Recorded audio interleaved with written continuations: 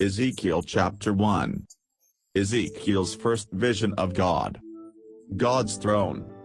On the 5th day of the 4th month of the 30th year, I, Ezekiel the priest, son of Buzi, was living with the Jewish exiles by the Chebar River in Babylonia. The sky opened, and I saw a vision of God. It was the 5th year since King Jehoiakim had been taken into exile. There in Babylonia beside the Chebar River, I heard the Lord speak to me, and I felt his power. I looked up and saw a windstorm coming from the north. Lightning was flashing from a huge cloud, and the sky around it was glowing. Where the lightning was flashing, something shone like bronze. At the center of the storm I saw what looked like 4 living creatures in human form, but each of them had 4 faces and 4 wings. Their legs were straight, and they had hoofs like those of a bull. They shone like polished bronze. In addition to their 4 faces and 4 wings, they each had 4 human hands, one under each wing. 2 wings of each creature were spread out so that the creatures formed a square, with their wingtips touching. When they moved as a group without turning their bodies. Each living creature had 4 different faces, a human face in front, a lion's face at the right, a bull's face at the left, and an eagle's face at the back. 2 wings of each creature were raised so that they touched the tips of the wings of the creatures next to it, and their other 2 wings were folded against their bodies. Each creature faced all 4 directions, and so the group could go wherever they wished, without having to turn. Among the creatures there was something that looked like a blazing torch, constantly moving. The fire would blaze up and shoot out flashes of lightning. The creatures themselves darted back and forth with the speed of lightning. As I was looking at the 4 creatures I saw 4 wheels touching the ground, one beside each of them. All 4 wheels were alike. Each one shone like a precious stone, and each had another wheel intersecting it at right angles, so that the wheels could move in any of the 4 directions. The rims of the wheels were covered with eyes. Whenever the creatures moved, the wheels moved with them, and if the creatures rose up from the earth, so did the wheels. The creatures went wherever they wished, and the wheels did exactly what the creatures did, because the creatures controlled them. So every time the creatures moved or stopped or rose in the air, the wheels did exactly the same. Above the heads of the creatures there was something that looked like a dome made of dazzling crystal.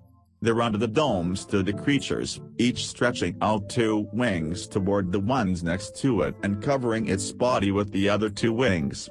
I heard the noise their wings made in flight. It sounded like the roar of the sea, like the noise of a huge army, like the voice of Almighty God. When they stopped flying, they folded their wings, but there was still a sound coming from above the dome over their heads. Above the dome there was something that looked like a throne made of sapphire, and sitting on the throne was a figure that looked like a human being. The figure seemed to be shining like bronze in the middle of a fire. It shone all over with the bright light that had in it all the colors of the rainbow. This was the dazzling light which shows the presence of the Lord. God calls Ezekiel to be a prophet. When I saw this, I fell face downward on the ground. Then I heard a voice. Ezekiel chapter 2. Saying, "Mortal man, stand up. I want to talk to you." While the voice was speaking, God's Spirit entered me and raised me to my feet, and I heard the voice continue, "Mortal man, I am sending you to the people of Israel.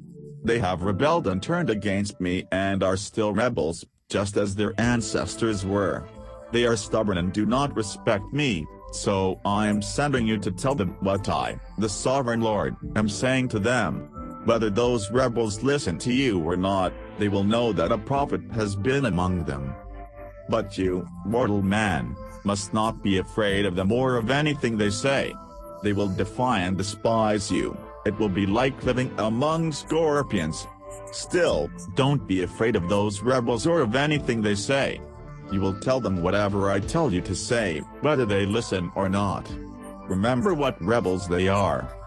Mortal man, listen to what I tell you. Don't be rebellious like them. Open your mouth and eat what I am going to give you." I saw a hand reaching out toward me, and it was holding a scroll. The hand unrolled the scroll, and I saw that there was writing on both sides. Cries of grief were written there, and wails and groans. Ezekiel chapter 3. God said, "Mortal man, eat this scroll, then go and speak to the people of Israel." So I opened my mouth, and he gave me the scroll to eat. He said, "Mortal man, eat this scroll that I give you, fill your stomach with it." I ate it, and it tasted as sweet as honey. Then God said, "Mortal man, go to the people of Israel and say to them whatever I tell you to say. I am not sending you to a nation that speaks a difficult foreign language, but to the Israelites. If I sent you to great nations that spoke difficult languages you didn't understand, they would listen to you. But none of the people of Israel will be willing to listen, they will not even listen to me. All of them are stubborn and defiant. Now I will make you as stubborn and as tough as they are. I will make you as firm as a rock, as hard as a diamond. Don't be afraid of those rebels." God continued, "Mortal man, pay close attention and remember everything I tell you. Then go to the people of your nation who are in exile and tell them what I, the sovereign Lord, am saying to them, whether they pay attention to you or not." Then God's Spirit lifted me up, and I heard behind me the loud roar of a voice that said, "Praise the glory of the Lord in heaven above." I heard the wings of the creatures beating together in the air, and the noise of the wheels, as loud as an earthquake. The power of the Lord came on me with great force, and as his Spirit carried me off, I felt bitter and angry. So I came to Tel Aviv beside the Chebar River, where the exiles were living, and for 7 days I stayed there, overcome by what I had seen and heard. The Lord appoints Ezekiel as a lookout. After the 7 days had passed, the Lord spoke to me. "Mortal man," he said, "I am making you a lookout for the nation of Israel. You will pass on to them the warnings I give you. If I announce that someone evil is going to die but you do not warn him to change his ways so that he can save his life, he will die, still a sinner, but I will hold you responsible for his death. If you do warn an evil man and he doesn't stop sinning, he will die, still a sinner, but your life will be spared. If someone truly good starts doing evil and I put him in a dangerous situation, he will die if you do not warn him.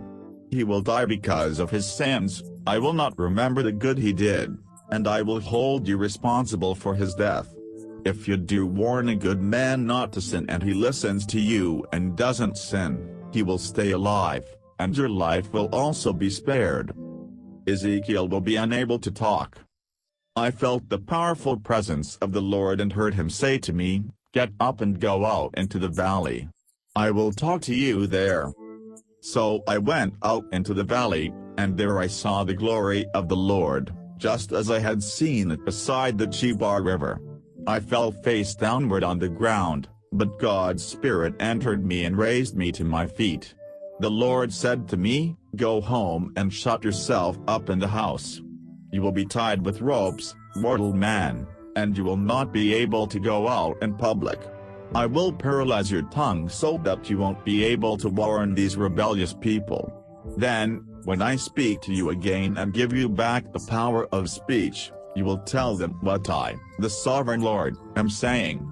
Some of them will listen, but some will ignore you, for they are a nation of rebels."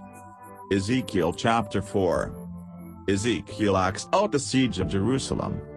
God said, "Mortal man, get a brick, put it in front of you, and scratch lines on it to represent the city of Jerusalem. Then, to represent the siege, put trenches, earthworks, camps, and battering rams all around it. Take an iron pan and set it up like a wall between you and the city. Face the city. It is under siege, and you are the one besieging it. This will be a sign to the nation of Israel. Then lie down on your left side, and I will place on you the guilt of the nation of Israel. For 390 days you will stay there and suffer because of their guilt. I have sentenced you to 1 day for each year their punishment will last. When you finish that, turn over on your right side and suffer for the guilt of Judah for 40 days, 1 day for each year of their punishment. Fix your eyes on the siege of Jerusalem. Shake your fist at the city and prophesy against it. I will tie you up so that you cannot turn from one side to the other until the siege is over. Now take some wheat, barley, beans, peas, millet, and spelt. Mix them all together and make bread. That is what you are to eat during the 390 days you are lying on your left side. You will be allowed 8 ounces of bread a day, and it will have to last until the next day. You will also have a limited amount of water to drink, 2 cups a day. You are to build a fire out of dried human excrement, bake bread on the fire, and eat it where everyone can see you. The Lord said, "This represents the way the Israelites will have to eat food which the law forbids, when I scatter them to foreign countries." But I replied, "No, Sovereign Lord. I have never defiled myself. From childhood on I have never eaten meat from any animal that died a natural death or was killed by wild animals. I have never eaten any food considered unclean." So God said, "Very well. I will let you use cow dung instead, and you can bake your bread on that." And he added, "Mortal man, I am going to cut off the supply of bread for Jerusalem. The people there will be distressed and anxious as they measure out the food they eat and the water they drink. They will run out of bread and water, they will be in despair, and they will waste away because of their sins." Ezekiel chapter 5. Ezekiel cuts his hair. The Lord said, "Mortal man, take a sharp sword and use it to shave off your beard and all your hair. Then weigh the hair on scales and divide it into 3 parts. Burn up a third of it in the city when the siege is over. Take another third and chop it up with your sword as you move around outside the city. Scatter the remaining third to the winds, and I will pursue it with my sword. Keep back a few hairs and wrap them in the hem of your clothes. Then take a few of them out again, throw them in the fire, and let them burn up. From them fire will spread to the whole nation of Israel." The Sovereign Lord said, "Look at Jerusalem. I put her at the center of the world, with other countries all around her.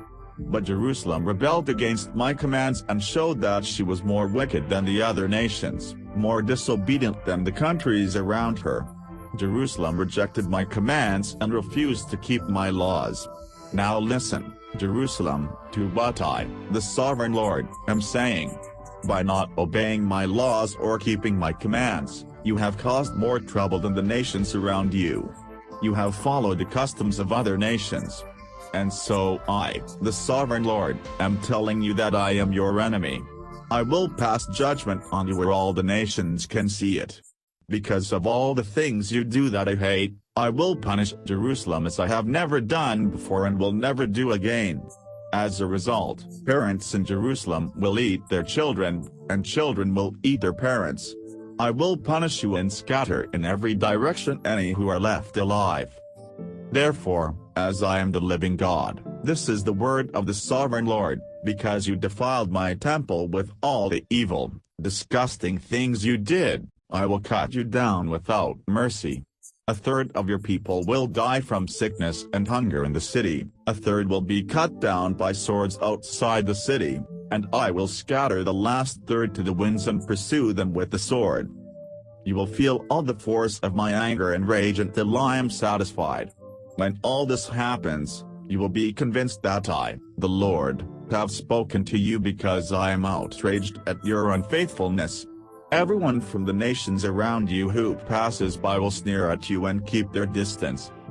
When I am angry and furious with you and punish you, all the nations around you will be terrified. They will look at you with disgust and make fun of you. I will cut off your supply of food and let you starve. You will feel the pains of hunger like sharp arrows sent to destroy you. I will send hunger and wild animals to kill your children, and will send sickness, violence, and war to kill you. I, the Lord, have spoken. Ezekiel chapter 6. The Lord condemns idolatry. The Lord spoke to me. Mortal man. He said, look toward the mountains of Israel and give them my message. Tell the mountains of Israel to hear the sovereign Lord's word, to hear what I, the sovereign Lord, am telling the mountains, the hills, the gorges, and the valleys. I will send a sword to destroy the places where people worship idols. The altars will be torn down and the incense altars broken. All the people there will be killed in front of their idols. I will scatter the corpses of the people of Israel. I will scatter their bones all around the altars. All the cities of Israel will be destroyed, so that all their altars and their idols will be smashed to pieces, their incense altars will be shattered, and everything they made will disappear. People will be killed everywhere, and those who survive will acknowledge that I am the Lord. I will let some escape the slaughter and be scattered among the nations, where they will live in exile. There they will remember me and know that I have punished them and disgraced them, because their faithless hearts deserted me and they preferred idols to me. And they will be disgusted with themselves because of the evil and degrading things they have done. They will know that I am the Lord and that my warnings were not empty threats.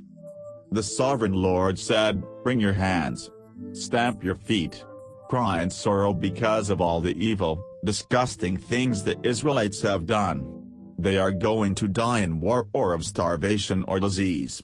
Those far away will get sick and die, those nearby will be killed in war, those who survive will starve to death. They will feel all the force of my anger. Corpses will be scattered among the idols and around the altars, scattered on every high hill, on the top of every mountain, under every green tree and every large oak, in every place where they burn sacrifices to their idols. Then everyone will know that I am the Lord. Yes, I will reach out and destroy their country.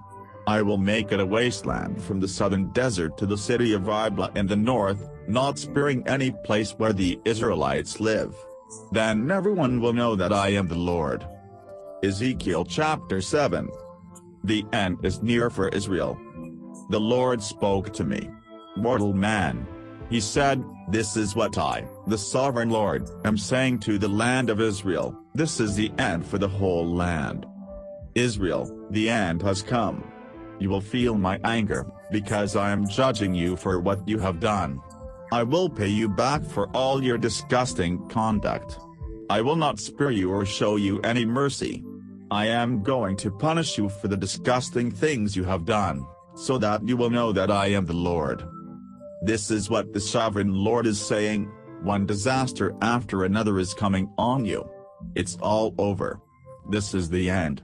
You are finished. The end is coming for you people who live in the land. The time is near when there will be no more celebrations at the mountain shrines, only confusion. Very soon now you will feel all the force of my anger. I am judging you for what you have done, and I will pay you back for all your disgusting conduct. I will not spare you or show you any mercy. I am going to punish you for the disgusting things you have done, so that you will know that I am the Lord and that I am the one who punishes you. The day of disaster is coming. Violence is flourishing.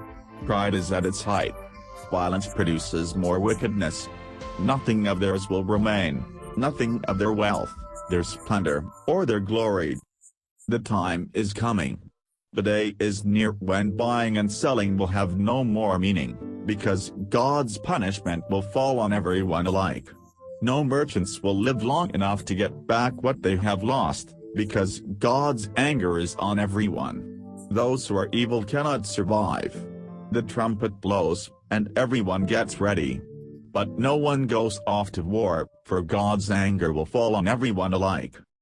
Punishment for Israel's sins. There is fighting in the streets, and sickness and hunger in the houses. Anyone who is out in the country will die in the fighting, and anyone in the city will be a victim of sickness and hunger. Some will escape to the mountains like doves frightened from the valleys. All of them will moan over their sins.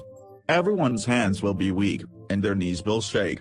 They will put on sackcloth and they will tremble all over. Their heads will be shaved, and they will all be disgraced. They will throw their gold and silver away in the streets like garbage, because neither silver nor gold can save them when the Lord pours out his fury. They cannot use it to satisfy their desires or fill their stomachs. Gold and silver led them into sin. Once they were proud of their beautiful jewels, but they used them to make disgusting idols. That is why the Lord has made their wealth repulsive to them. I will let foreigners rob them, says the Lord, and lawbreakers will take all their wealth and defile it. I will not interfere when my treasured temple is profaned, when robbers break into it and defile it. Everything is in confusion, the land is full of murders and the cities are full of violence. I will bring the most evil nations here and let them have your homes. Your strongest men will lose their confidence when I let the nations profane the places where you worship. Despair is coming. You will look for peace and never find it. One disaster will follow another, and a steady stream of bad news will pour in. You will beg the prophets to reveal what they foresee. The priests will have nothing to teach the people, and the elders will have no advice to give. The king will mourn, the prince will give up hope, and the people will shake with fear.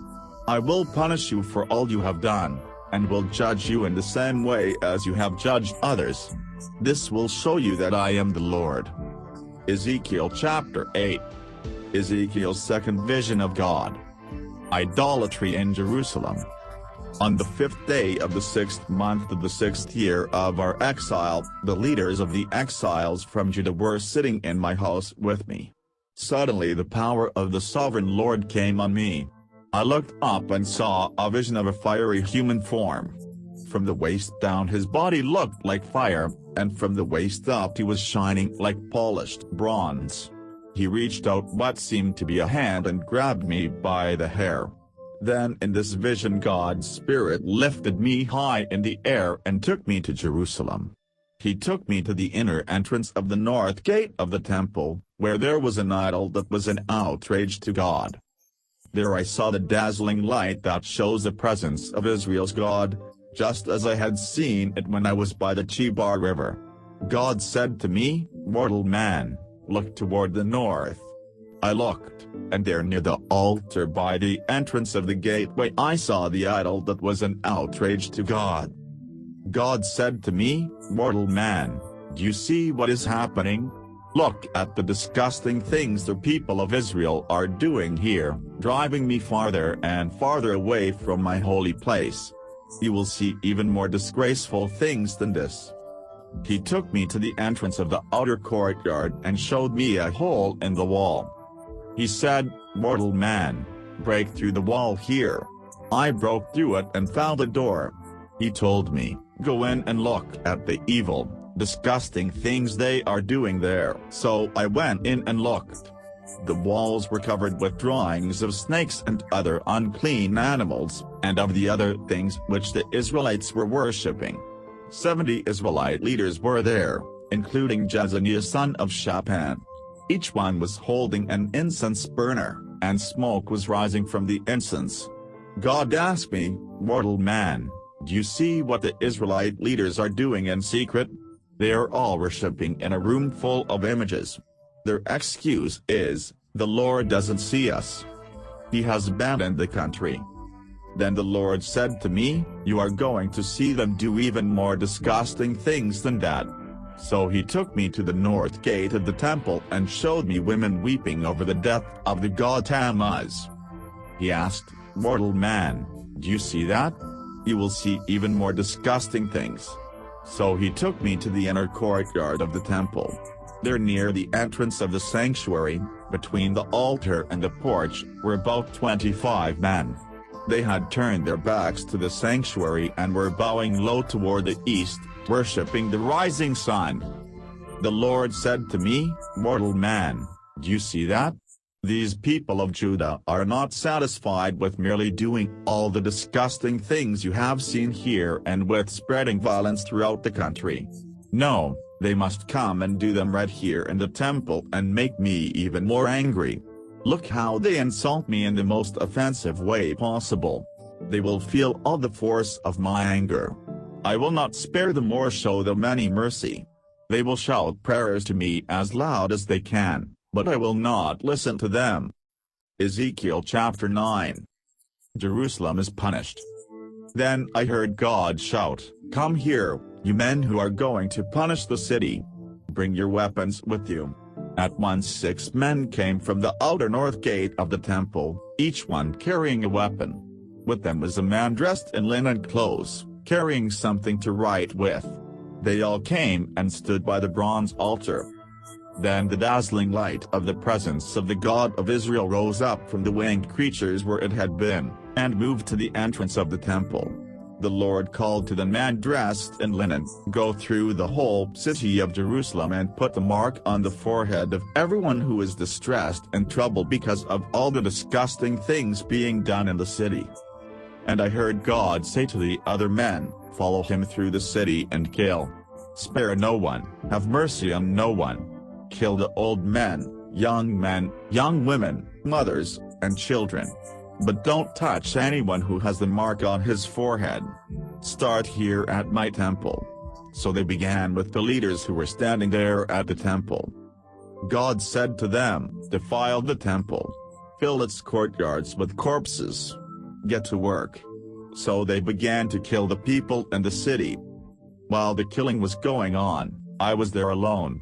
I threw myself face downward on the ground and shouted, "Sovereign Lord, are you so angry with Jerusalem that you are going to kill everyone left in Israel?" God answered, "The people of Israel and Judah are guilty of terrible sins.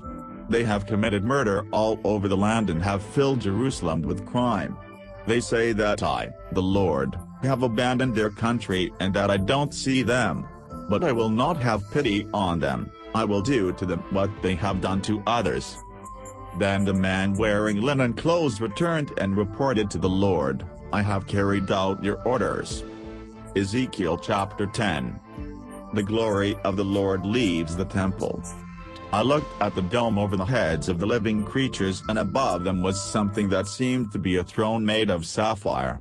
God said to the man wearing linen clothes, "Go between the wheels under the creatures and fill your hands with burning coals. Then scatter the coals over the city." I watched him go.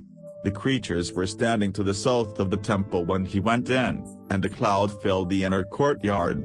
The dazzling light of the Lord's presence rose up from the creatures and moved to the entrance of the temple.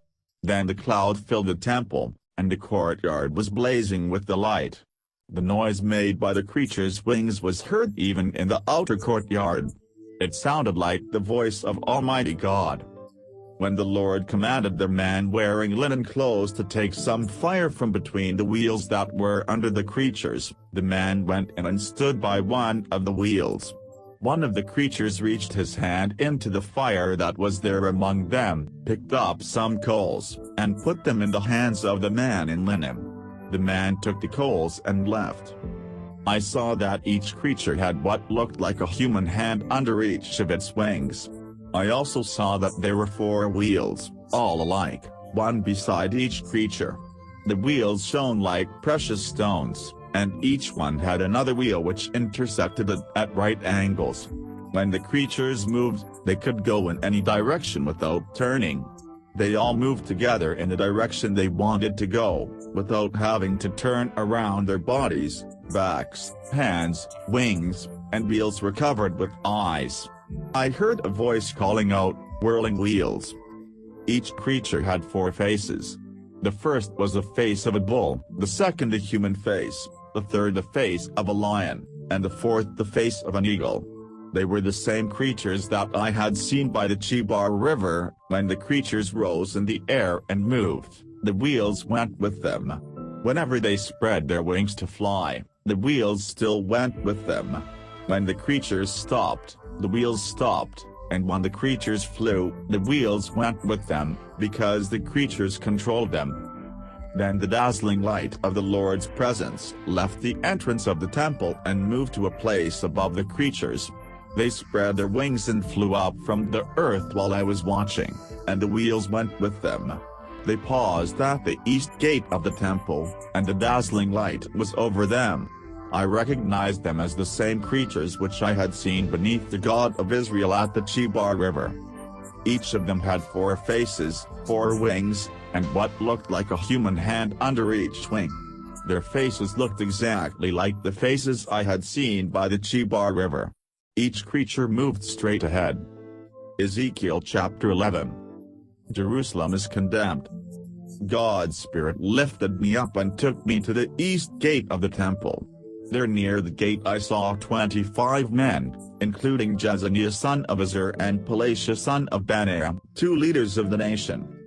God said to me, "Mortal man, these men make evil plans and give bad advice in this city. They say, 'We will soon be building houses again.' The city is like a cooking pot, and we are like the meat in it, but at least it protects us from the fire. Now then, denounce them, mortal man." The Spirit of the Lord took control of me, and the Lord told me to give the people this message: "People of Israel, I know what you are saying and what you are planning.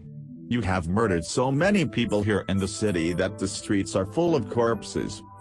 So this is what I, the Sovereign Lord, am saying to you. This city is a cooking pot, all right, but what is the meat? The corpses of those you have killed. You will not be here, I will throw you out of the city. Are you afraid of swords? I will bring soldiers with swords to attack you. I will take you out of the city and hand you over to foreigners. I have sentenced you to death, and you will be killed in battle in your own country. Then everyone will know that I am the Lord. This city will not protect you the way a pot protects the meat in it. I will punish you wherever you may be in the land of Israel.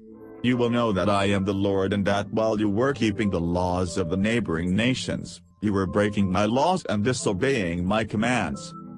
While I was prophesying, Pelatiah dropped dead. I threw myself face downward on the ground and shouted, "No, Sovereign Lord! Are you going to kill everyone left in Israel?" God's promise to the exiles. The Lord spoke to me. "Mortal man," he said, "the people who live in Jerusalem are talking about you and those of your nation who are in exile. They say, 'The exiles are too far away to worship the Lord. He has given us possession of the land.' Now tell your fellow exiles what I am saying. I am the one who sent them to live in far-off nations and scattered them in other countries. Yet, for the time being I will be present with them in the lands where they have gone. So tell them what I, the Sovereign Lord, am saying. I will gather them out of the countries where I scattered them, and will give the land of Israel back to them. When they return, they are to get rid of all the filthy, disgusting idols they find. I will give them a new heart and a new mind. I will take away their stubborn heart of stone and will give them an obedient heart. Then they will keep my laws and faithfully obey all my commands. They will be my people, and I will be their God. But I will punish the people who love to worship filthy, disgusting idols. I will punish them for what they have done. The Sovereign Lord has spoken." God's glory leaves Jerusalem. The living creatures began to fly, and the wheels went with them. The dazzling light of the presence of the God of Israel was over them. Then the dazzling light left the city and moved to the mountain east of it. In the vision the Spirit of God lifted me up and brought me back to the exiles in Babylonia. Then the vision faded, and I told the exiles everything that the Lord had shown me. Ezekiel chapter 12. The prophet as a refugee. The Lord spoke to me. "Mortal man," he said, "you are living among rebellious people. They have eyes, but they see nothing, they have ears, but they hear nothing, because they are rebellious. Now, mortal man, pack a bundle just as a refugee would and start out before nightfall. Let everyone see you leaving and going to another place. Maybe those rebels will notice you. While it is still daylight, pack your bundle for exile, so that they can see you, and then let them watch you leave in the evening as if you were going into exile. While they are watching, break a hole through the wall of your house and take your pack out through it. Let them watch you putting your pack on your shoulder and going out into the dark with your eyes covered, so that you can't see where you are going. What you do will be a warning to the Israelites." I did what the Lord told me to do. That day I packed a bundle as a refugee would, and that evening as it was getting dark I dug a hole in the wall with my hands and went out. While everyone watched, I put the pack on my shoulder and left. The next morning the Lord spoke to me. "Mortal man," He said, "now that those Israelite rebels are asking you what you're doing, tell them what I, the sovereign Lord, am saying to them. This message is for the prince ruling in Jerusalem and for all the people who live there. Tell them that what you have done is a sign of what will happen to them. They will be refugees and captives. The prince who is ruling them will shoulder his pack in the dark and escape through a hole that they dig for him in the wall. He will cover his eyes and not see where he is going. But I will spread out my net and trap him in it. Then I will take him to the city of Babylon, where he will die without having seen it. I will scatter in every direction all the members of his court and his advisors and bodyguards, and people will search for them to kill them. When I scatter them among the other nations and in foreign countries, they will know that I am the Lord. I will let a few of them survive the war, the famine, and the diseases, so that there among the nations they will realize how disgusting their actions have been and will acknowledge that I am the Lord." The sign of the trembling prophet. The Lord spoke to me. "Mortal man," he said, "tremble when you eat, and shake with fear when you drink. Tell the whole nation that this is the message of the sovereign Lord to the people of Jerusalem who are still living in their land. They will tremble when they eat and shake with fear when they drink. Their land will be stripped bare, because everyone who lives there is lawless. Cities that are now full of people will be destroyed, and the country will be made a wilderness. Then they will know that I am the Lord." A popular proverb and an unpopular message. The Lord spoke to me. "Mortal man," he said, "why do the people of Israel repeat this proverb? Time goes by, and predictions come to nothing? Now tell them what I, the sovereign Lord, have to say about that. I will put an end to that proverb.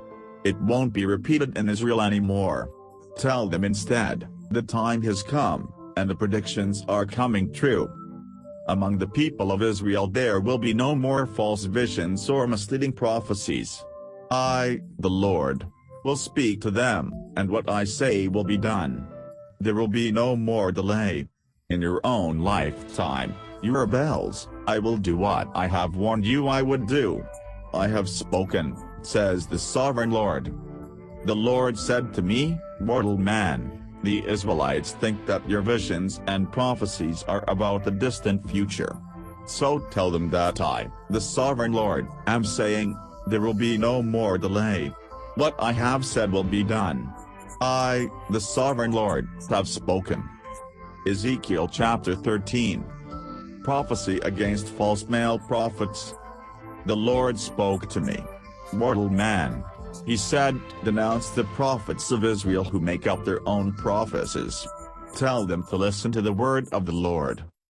This is what the sovereign Lord says, these foolish prophets are doomed. They provide their own inspiration and invent their own visions. People of Israel, your prophets are as useless as foxes living among the ruins of a city. They don't guard the places where the walls have crumbled, nor do they rebuild the walls, and so Israel cannot be defended when war comes on the day of the Lord. Their visions are false, and their predictions are lies. They claim that they are speaking my message, but I have not sent them. Yet they expect their words to come true. I tell them, those visions you see are false, and the predictions you make are lies. You say that they are my words, but I haven't spoken to you. So the sovereign Lord says to them, your words are false, and your visions are lies. I am against you. I am about to punish you prophets who have false visions and make misleading predictions. You will not be there when my people gather to make decisions. Your names will not be included in the list of the citizens of Israel. You will never return to your land. Then you will know that I am the sovereign Lord. The prophets mislead my people by saying that all is well. All is certainly not well. My people have put up a wall of loose stones, and then the prophets have come and covered it with whitewash. Tell the prophets that their wall is going to fall down. I will send a pouring rain. Hailstones will fall on it, and a strong wind will blow against it. The wall will collapse, and everyone will ask you what good the whitewash did. Now this is what the Sovereign Lord says: in my anger I will send a strong wind, pouring rain, and hailstones to destroy the wall. I intend to break down the wall they whitewashed, to shatter it, and to leave the foundation stones bare. It will collapse and kill you all. Then everyone will know that I am the Lord. The wall and those who covered it with whitewash will feel the force of my anger. Then I will tell you that the wall is gone, and so are those who whitewashed it, those prophets who assured Jerusalem that all was well, when all was not well. The Sovereign Lord has spoken. Prophecy against false female prophets. The Lord said, "Now, mortal man, look at the women among your people who make up predictions.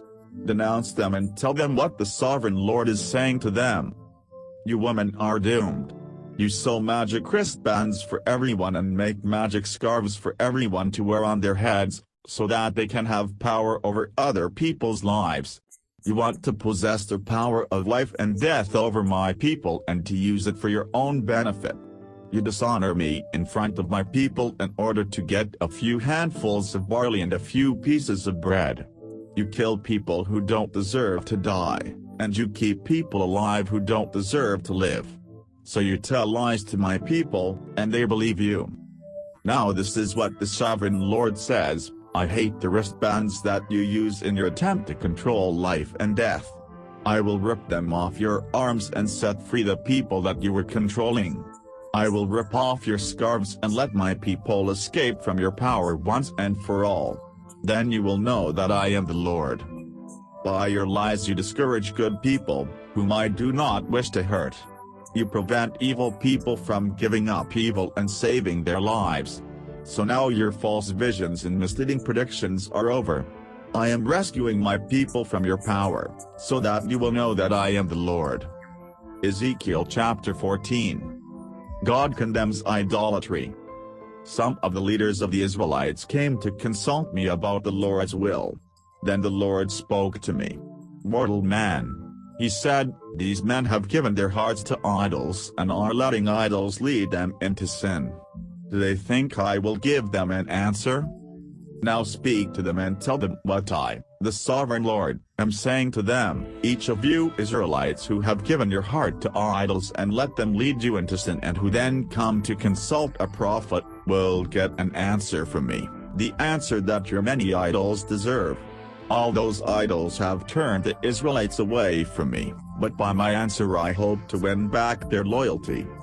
Now then, tell the Israelites what I, the Sovereign Lord, am saying: turn back and leave your disgusting idols. Whenever one of you Israelites or one of you foreigners who live in the Israelite community turn away from me and worship idols, and then go to consult a prophet, I, the Lord, will give you your answer. I will oppose you. I will make an example of you. I will remove you from the community of my people, so that all of you will know that I am the Lord. If any prophets are deceived into giving a false answer, it is because I, the Lord, have deceived them. I will remove them from the people of Israel. Both prophets and anyone who consults them will get the same punishment. I will do this to keep the Israelites from deserting me and defiling themselves by their sins. They are to be my people, and I will be their God. The Sovereign Lord has spoken. Noah, Daniel, and Job. The Lord spoke to me. Mortal man, he said, if a country sins and is unfaithful to me, I will reach out and destroy its supply of food. I will send a famine and kill people and animals alike. Even if those three men, Noah, Daniel, and Job, were living there, their goodness would save only their own lives. The Sovereign Lord has spoken. Or I might send wild animals to kill the people, making the land so dangerous that no one could travel through it. And even if those 3 men lived there, as surely as I, the sovereign Lord, am the living God, they would not be able to save even their own children. They would save only their own lives, and the land would become a wilderness. Or I might bring war on that country and send destructive weapons to wipe out people and animals alike, and even if those 3 men lived there, as surely as I, the sovereign Lord, am the living God, they would not be able to save even their children, but only their own lives. If I sent an epidemic on that country and in my anger take many lives, killing people and animals, even if Noah, Daniel, and Job lived there, as surely as I, the sovereign Lord, am the living God, they would not be able to save even their own children. Their goodness would save only their own lives. This is what the sovereign Lord is saying: I will send my 4 worst punishments on Jerusalem: war, famine, wild animals, and disease, to destroy people and animals alike. If some survive and save their children, look at them when they come to you. See how evil they are, and be convinced that the punishment I am bringing on Jerusalem is justified. Then you will know that there was good reason for everything I did. The sovereign Lord has spoken. Ezekiel chapter 15. A parable about a vine. The Lord spoke to me. Mortal man. He said, how does a vine compare with a tree? What good is a branch of a grapevine compared with the trees of the forest? Can you use it to make anything? Can you even make a peg out of it to hang things on? It is only good for building a fire. And when the ends are burned up and the middle is charred, can you make anything out of it? It was useless even before it was burned. Now that the fire has burned it and charred it, it is even more useless. Now this is what the sovereign Lord is saying: just as a vine is taken from the forest and burned, so I will take the people who live in Jerusalem and will punish them. They have escaped one fire, but now fire will burn them up. When I punish them, you will know that I am the Lord. They have been unfaithful to me, and so I will make the country a wilderness. The sovereign Lord has spoken. Ezekiel chapter 16. Jerusalem the unfaithful. The Lord spoke to me again. Mortal man. He said, point out to Jerusalem what disgusting things she has done. Tell Jerusalem what the sovereign Lord is saying to her. You were born in the land of Canaan. Your father was an Amorite, and your mother was a Hittite. When you were born, no one cut your umbilical cord or washed you or rubbed you with salt or wrapped you in cloths. No one took enough pity on you to do any of these things for you. When you were born, no one loved you. You were thrown out on an open field. Then I passed by and saw you squirming in your own blood. You were covered with blood, but I wouldn't let you die. I made you grow like a healthy plant. You grew strong and tall and became a young woman. Your breasts were well formed, and your hair had grown, but you were naked. As I passed by again, I saw that the time had come for you to fall in love. I covered your naked body with my coat and promised to love you. Yes, I made a marriage covenant with you, and you became mine. This is what the sovereign Lord says. Then I took water and washed the blood off you. I rubbed olive oil on your skin. I dressed you in embroidered gowns and gave you shoes of the best leather, a linen headband, and a silk cloak. I put jewels on you, bracelets and necklaces. I gave you a nose ring and ear rings and a beautiful crown to wear. You had ornaments of gold and silver, and you always wore clothes of embroidered linen and silk. You ate bread made from the best flour, and had honey and olive oil to eat. Your beauty was dazzling, and you became a queen. You became famous in every nation for your perfect beauty, because I was the one who made you so lovely. This is what the sovereign Lord says. But you took advantage of your beauty and fame to sleep with everyone who came along. You used some of your clothes to decorate your places of worship, and just like a prostitute, you gave yourself to everyone. You took the silver and gold jewelry that I had given you, used it to make male images, and committed adultery with them. You took the embroidered clothes I gave you and put them on the images, and you offered to the images the olive oil and incense I had given you. I gave you food, the best flour, olive oil, and honey, but you offered it as a sacrifice to win the favor of idols. This is what the sovereign Lord says. Then you took the sons and the daughters you had borne me and offered them as sacrifices to idols. Wasn't it bad enough to be unfaithful to me, without taking my children and sacrificing them to idols? During your disgusting life as a prostitute, you never once remembered your childhood, when you were naked, squirming in your own blood. Jerusalem's life as a prostitute. The sovereign Lord said, "You are doomed. Doomed. You did all that evil, and then by the side of every road you built places to worship idols and practice prostitution. You dragged your beauty through the mud. You offered yourself to everyone who came by, and you were more of a prostitute every day. You let your lustful neighbors, the Egyptians, go to bed with you, and you used your prostitution to make me angry. Now I have raised my hand to punish you and to take away your share of my blessing.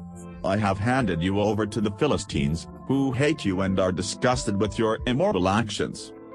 Because you were not satisfied by the others, you went running after the Assyrians.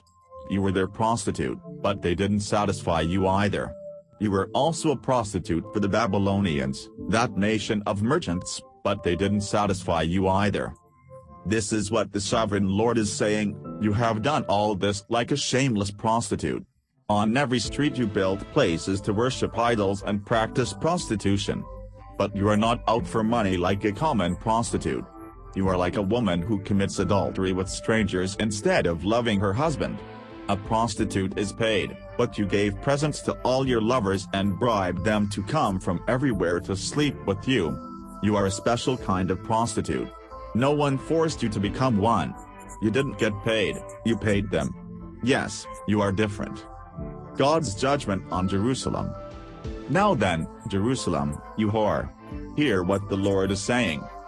This is what the sovereign Lord says, you stripped off your clothes, and like a prostitute, you gave yourself to your lovers and to all your disgusting idols, and you killed your children as sacrifices to idols. Because of this I will bring all your former lovers together, the ones you liked and the ones you hated. I will bring them around you in a circle, and then I will strip off your clothes and let them see you naked. I will condemn you for adultery and murder, and in my anger and fury I will punish you with death. I will put you in their power, and they will tear down the places where you engage in prostitution and worship idols. They will take away your clothes and jewels and leave you completely naked. They will stir up a crowd to stone you, and they will cut you to pieces with their swords. They will burn your houses down and let crowds of women see your punishment. I will make you stop being a prostitute and make you stop giving gifts to your lovers. Then my anger will be over, and I will be calm. I will not be angry or jealous anymore.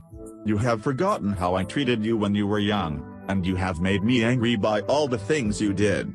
That is why I have made you pay for them all. Why did you add sexual immorality to all the other disgusting things you did? The sovereign Lord has spoken. Like mother, like daughter. The Lord said, people will use this proverb about you, Jerusalem, like mother, like daughter. You really are your mother's daughter. She detested her husband and her children. You are like your sisters, who hated their husbands and their children. You and your sister cities had a Hittite mother and an Amorite father. Your older sister, with her villages, is Samaria, in the north. Your younger sister, with her villages, is Sodom, in the south. Were you satisfied to follow in their footsteps and copy their disgusting actions? No, in only a little while you were acting worse than they were in everything you did. As surely as I am the living God, the sovereign Lord says, your sister Sodom and her villages never did the evil that you and your villages have done. She and her daughters were proud because they had plenty to eat and lived in peace and quiet, but they did not take care of the poor and the underprivileged. They were proud and stubborn and did the things that I hate, so I destroyed them, as you well know. Samaria did not sin half as much as you have. You have acted more disgustingly than she ever did. Your corruption makes your sisters look innocent by comparison. And now you will have to endure your disgrace. Your sins are so much worse than those of your sisters that they look innocent beside you. Now blush and bear your shame, because you make your sisters look pure. Sodom and Samaria will be restored. The Lord said to Jerusalem, I will make them prosperous again, Sodom and her villages and Samaria and her villages. Yes, I will make you prosperous too. You will be ashamed of yourself, and your disgrace will show your sisters how well off they are. They will become prosperous again, and you and your villages will also be restored. Didn't you joke about Sodom in those days when you were proud and before the evil you did had been exposed? Now you are just like her, a joke to the Edomites, the Philistines, and your other neighbors who hate you. You must suffer for the obscene, disgusting things you have done.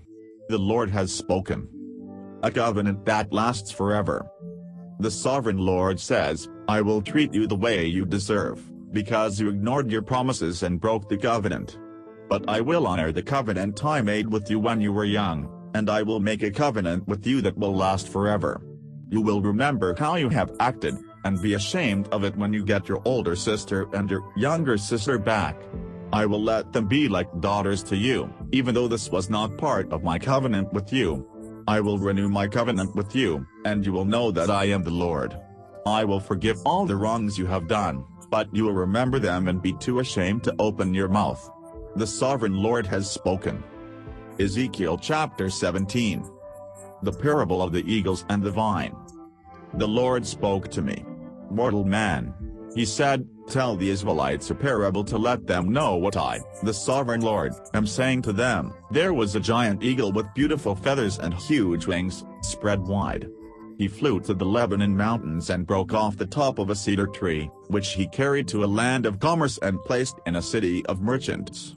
Then he took a young plant from the land of Israel and planted it in a fertile field, where there was always water to make it grow.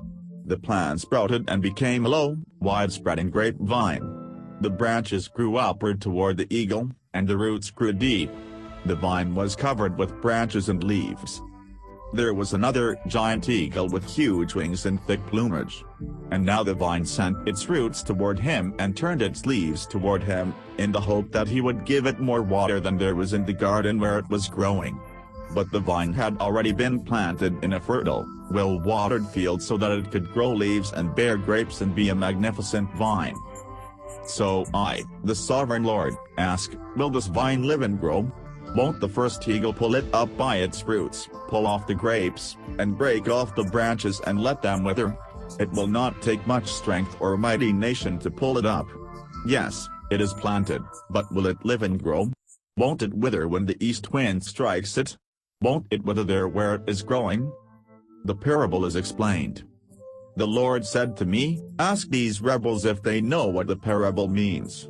Tell them that the king of Babylonia came to Jerusalem and took the king and his officials back with him to Babylonia. He took one of the king's family, made a treaty with him, and made him swear to be loyal. He took important men as hostages to keep the nation from rising again and to make sure that the treaty would be kept. But the king of Judah rebelled and sent agents to Egypt to get horses and a large army. Will he succeed? Can he get away with that? He cannot break the treaty and go unpunished. As surely as I am the living God, says the sovereign Lord, this king will die in Babylonia because he broke his oath and the treaty he had made with the king of Babylonia, who put him on the throne. Even the powerful army of the king of Egypt will not be able to help him fight when the Babylonians build earthworks and dig trenches in order to kill many people. He broke his oath and the treaty he had made. He did all these things, and now he will not escape. The sovereign Lord says, as surely as I am the living God, I will punish him for breaking the treaty which he swore in my name to keep. I will spread out a hunter's net and catch him in it. I will take him to Babylonia and punish him there, because he was unfaithful to me. His best soldiers will be killed in battle, and the survivors will be scattered in every direction. Then you will know that I, the Lord, have spoken. God's promise of hope. This is what the sovereign Lord says. I will take the top of a tall cedar and break off a tender sprout. I will plant it on a high mountain, on Israel's highest mountain. It will grow branches and bear seed, and become a magnificent cedar. Birds of every kind will live there, and find shelter in its shade. All the trees in the land will know that I am the Lord. I cut down the tall trees and make small trees grow tall. I wither up the green trees and make the dry trees become green. I, the Lord, have spoken. I will do what I have said I would do. Ezekiel chapter 18. Individual responsibility. The Lord spoke to me and said, "What is this proverb people keep repeating in the land of Israel? The parents ate the sour grapes, but the children got the sour taste. As surely as I am the living God, says the sovereign Lord, you will not repeat this proverb in Israel anymore. The life of every person belongs to me, the life of the parent as well as that of the child. The person who sins is the one who will die. Suppose there is a truly good man, righteous and honest. He doesn't worship the idols of the Israelites or eat the sacrifices offered at forbidden shrines. He doesn't seduce another man's wife or have intercourse with a woman during her period. He doesn't cheat or rob anyone. He returns what a borrower gives him as security, he feeds the hungry and gives clothing to the naked. He doesn't lend money for profit. He refuses to do evil and gives an honest decision in any dispute. Such a man obeys my commands and carefully keeps my laws. He is righteous, and he will live, says the sovereign Lord." Then suppose this man has a son who robs and kills, who does any of these things that the father never did. He eats sacrifices offered at forbidden shrines and seduces other men's wives. He cheats the poor, he robs, he keeps what a borrower gives him as security. He goes to pagan shrines, worships disgusting idols, and lends money for profit. Will he live? No, he will not. He has done all these disgusting things, and so he will die. He will be to blame for his own death. Now suppose this second man has a son. He sees all the sins his father practiced, but does not follow his example. He doesn't worship the idols of the Israelites or eat the sacrifices offered at forbidden shrines. He doesn't seduce another man's wife or oppress anyone or rob anyone. He returns what a borrower gives him as security. He feeds the hungry and gives clothing to the naked. He refuses to do evil and doesn't lend money for profit. He keeps my laws and obeys my commands. He will not die because of his father's sins, but he will certainly live. His father, on the other hand, cheated and robbed and always did evil to everyone. And so he died because of the sins he himself had committed. But you ask, why shouldn't the son suffer because of his father's sins? The answer is that the son did what was right and good. He kept my laws and followed them carefully, and so he will certainly live. It is the one who sins who will die. A son is not to suffer because of his father's sins, nor a father because of the sins of his son. Good people will be rewarded for doing good, and evil people will suffer for the evil they do. If someone evil stops sinning and keeps my laws, if he does what is right and good, he will not die, he will certainly live. All his sins will be forgiven, and he will live, because he did what is right.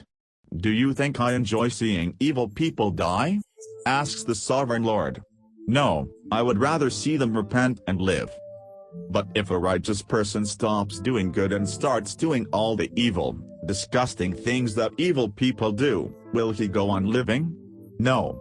None of the good he did will be remembered. He will die because of his unfaithfulness and his sins. But you say, what the Lord does isn't right.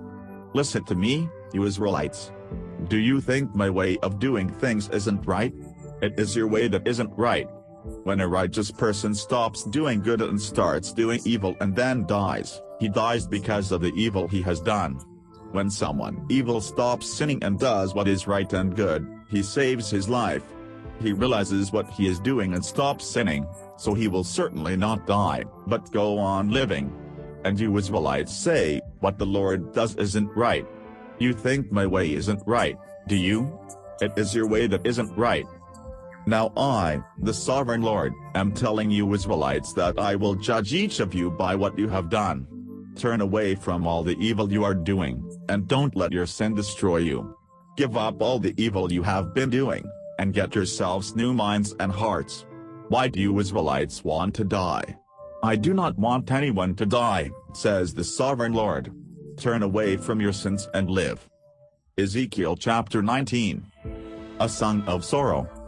The Lord told me to sing this song of sorrow for 2 princes of Israel. What a lioness your mother was! She raised her cubs among the fierce male lions. She raised a cub and taught him to hunt. He learned to eat people. The nations heard about him and trapped him in a pit. With hooks they dragged him off to Egypt. She waited until she saw all hope was gone. Then she raised another of her cubs, and he grew into a fierce lion. When he was full grown, he prowled with the other lions. He too learned to hunt and eat people. He wrecked forts, he ruined towns. The people of the land were terrified. Every time he roared, the nations gathered to fight him. People came from everywhere. They spread their hunting nets and caught him in their trap. They put him in a cage and took him to the king of Babylonia. They kept him under guard so that his roar would never be heard again. On the hills of Israel, your mother was like a grapevine planted near a stream, because there was plenty of water. The vine was covered with leaves and fruit. Its branches were strong and grew to be royal scepters. The vine grew tall enough to reach the clouds. Everyone saw how leafy and tall it was. But angry hands pulled it up by the roots and threw it to the ground. The east wind dried up its fruit. Its branches were broken off. They dried up and were burned. Now it is planted in the desert, in a dry and waterless land. The stem of the vine caught fire. Fire burned up its branches and fruit. The branches will never again be strong, will never be royal scepters. This is a song of sorrow, it has been sung again and again. Ezekiel chapter 20. The Lord's will on human defiance. It was the 10th day of the 5th month of the 7th year of our exile. Some of the leaders of the Israelite community came to consult me about the Lord's will, and they sat down in front of me. Then the Lord spoke to me. Mortal man, he said, speak to these leaders and tell them that the sovereign Lord is saying, you have come to ask my will, have you? As surely as I am the living God, I will not let you ask me anything. I, the sovereign Lord, have spoken. Are you ready to pass sentence on them, mortal man? Then do so. Remind them of the disgusting things their ancestors did. Tell them what I am saying. When I chose Israel, I made them a promise.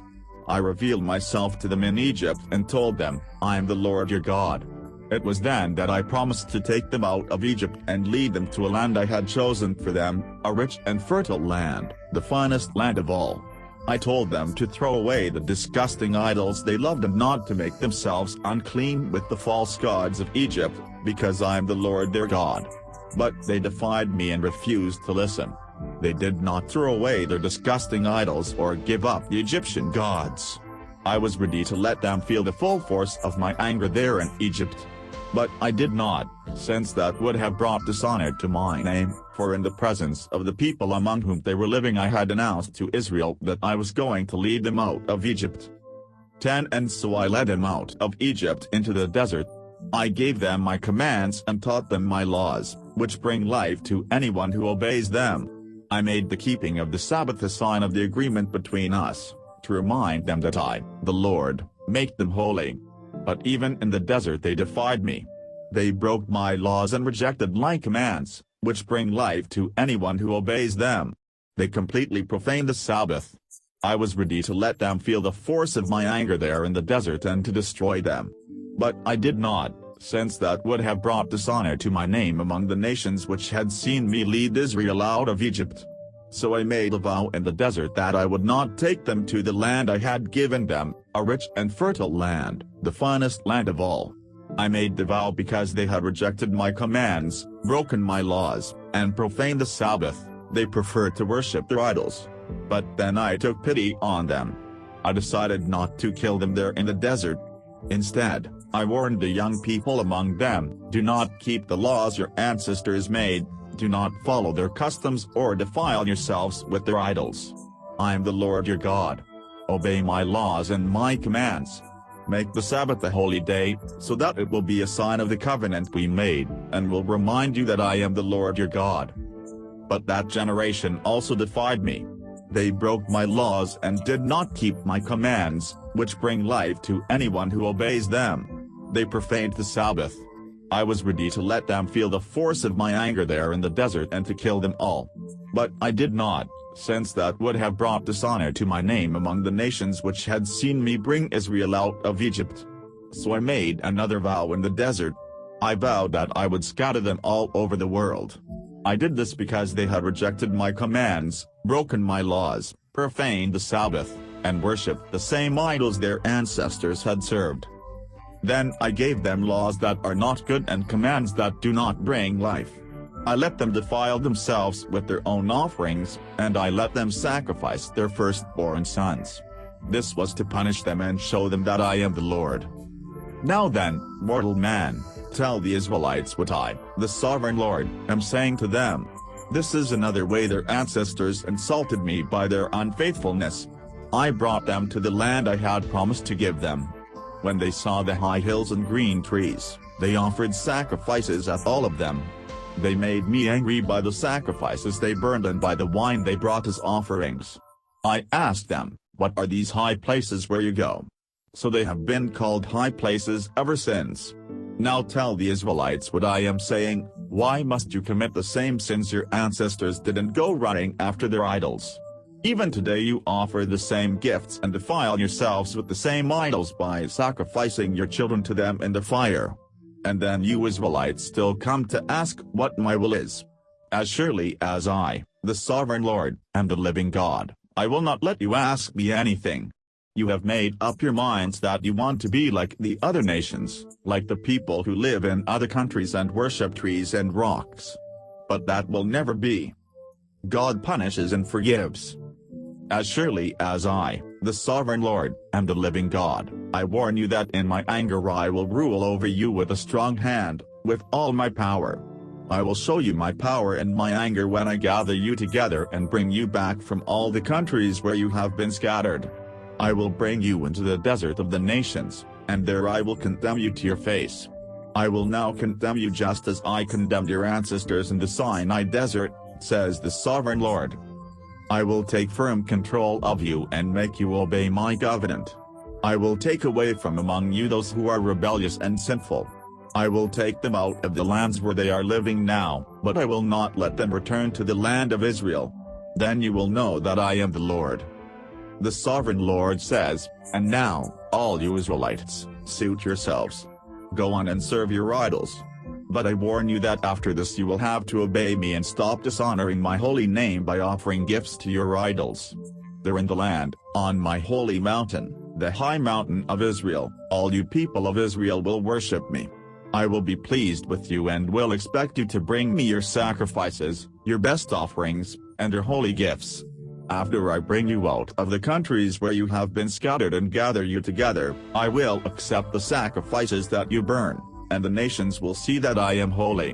When I bring you back to Israel, the land that I promised I would give to your ancestors, then you will know that I am the Lord. Then you will remember all the disgraceful things you did and how you defiled yourselves. You will be disgusted with yourselves because of all the evil things you did. When I act to protect my honor, you Israelites will know that I am the Lord, because I do not deal with you as your wicked, evil actions deserve. The sovereign Lord has spoken. Fire in the south. The Lord spoke to me. Mortal man. He said, look toward the south. Speak against the south and prophesy against the forest of the south. Tell the southern forest to hear what the sovereign Lord is saying. Look, I am starting a fire, and it will burn up every tree in you, whether green or dry. Nothing will be able to put it out. It will spread from south to north, and everyone will feel the heat of the flames. They will all see that I, the Lord, set it on fire and that no one can put it out. But I protested, Sovereign Lord, don't make me do it. Everyone is already complaining that I always speak in riddles. Ezekiel chapter 21. The Lord's sword.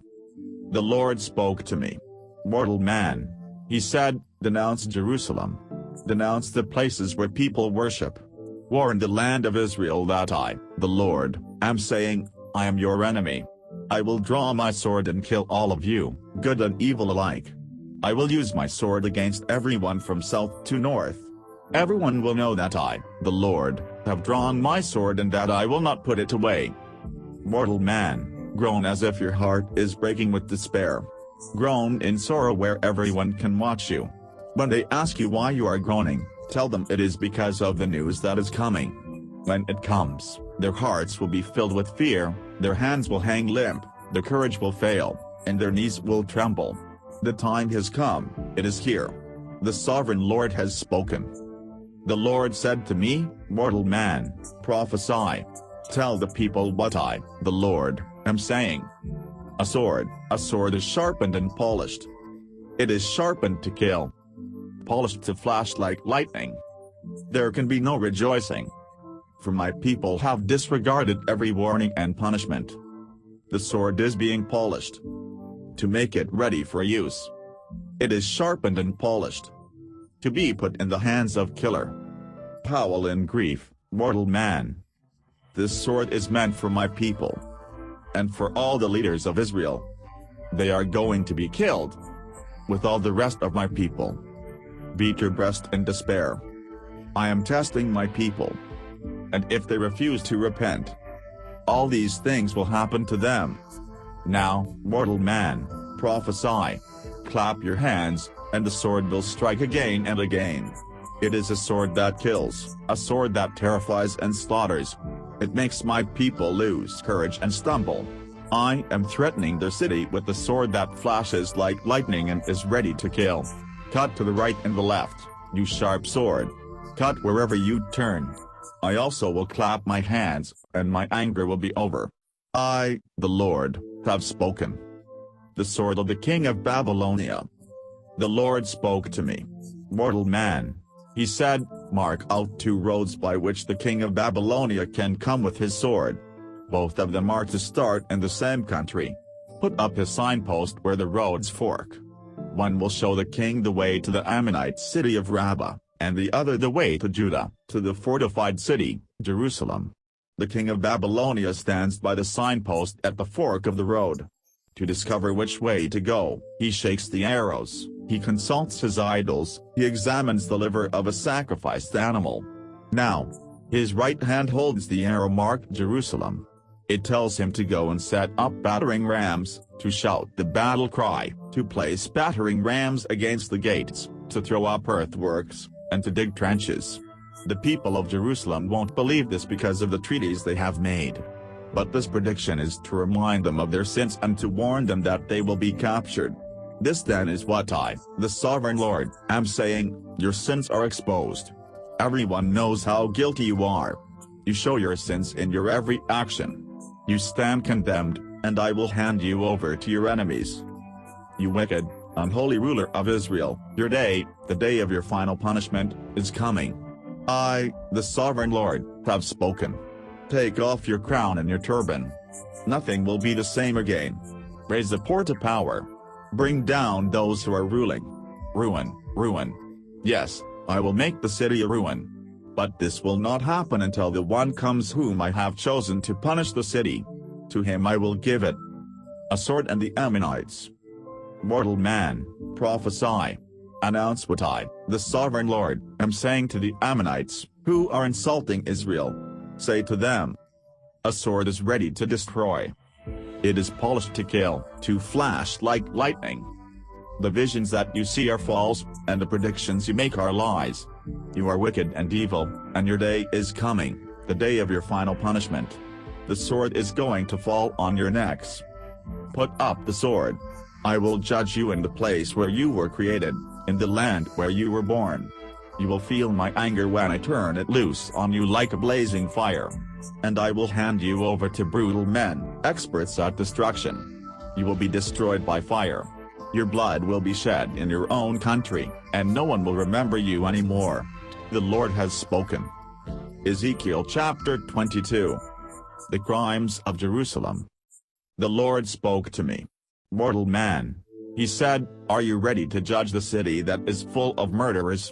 Make clear to her all the disgusting things she has done.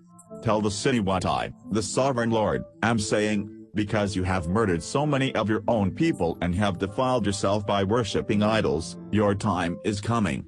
You are guilty of those murders and are defiled by the idols you made, and so your day is coming, your time is up. That is why I have let the nations make fun of you and all the countries sneer at you. Countries nearby and countries far away sneer at you because of your lawlessness. All Israel's leaders trust in their own strength and commit murder. None of you in the city honor your parents. You cheat foreigners and take advantage of widows and orphans. You have no respect for the holy places, and you don't keep the Sabbath. Some of your people tell lies about others in order to have them put to death. Some of them eat sacrifices offered to idols.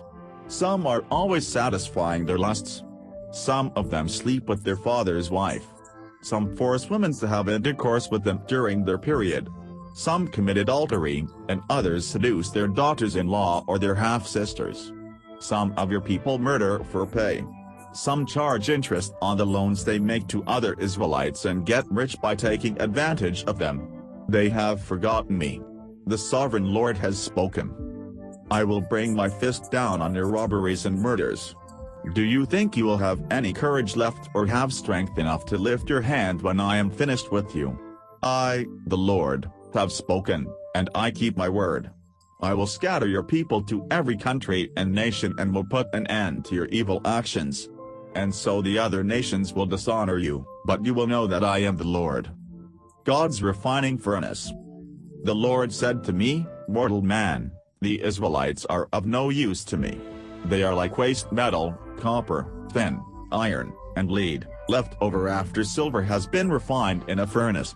So now I, the sovereign Lord, am telling them that they are just as useless as that. I will bring them all together in Jerusalem in the same way that the ore of silver, copper, iron, lead, and tin is put in a refining furnace. My anger and rage will melt them the way fire melts ore. Yes, I will gather them in Jerusalem, build a fire under them, and melt them with my anger. They will be melted in Jerusalem the way silver is melted in a furnace, and then they will know that they are feeling the anger of the Lord. The sins of Israel's leaders. The Lord spoke to me again.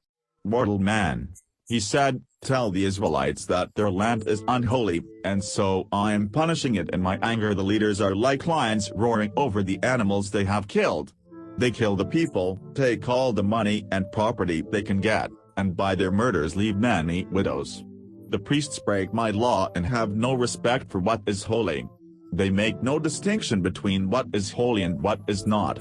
They do not teach the difference between clean and unclean things, and they ignore the Sabbath. As a result, the people of Israel do not respect me. The government officials are like wolves tearing apart the animals they have killed. They commit murder in order to get rich. The prophets have hidden these sins like workers covering a wall with whitewash. They see false visions and make false predictions. They claim to speak the word of the sovereign Lord, but I, the Lord, have not spoken to them. The wealthy cheat and rob. They mistreat the poor and take advantage of foreigners.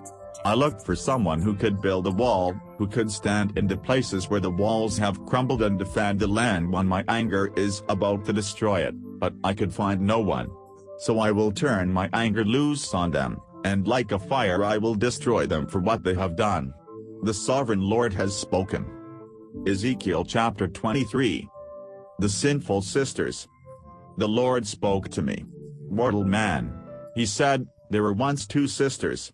When they were young, living in Egypt, they lost their virginity and became prostitutes. The older one was named Ola, she represents Samaria, and the younger one was named Olaba, she represents Jerusalem. I married both of them, and they bore me children. Although she was mine, Ola continued to be a prostitute and was full of lust for her lovers from Assyria. They were soldiers in uniforms of purple, noblemen and high-ranking officers, all of them were handsome young cavalry officers.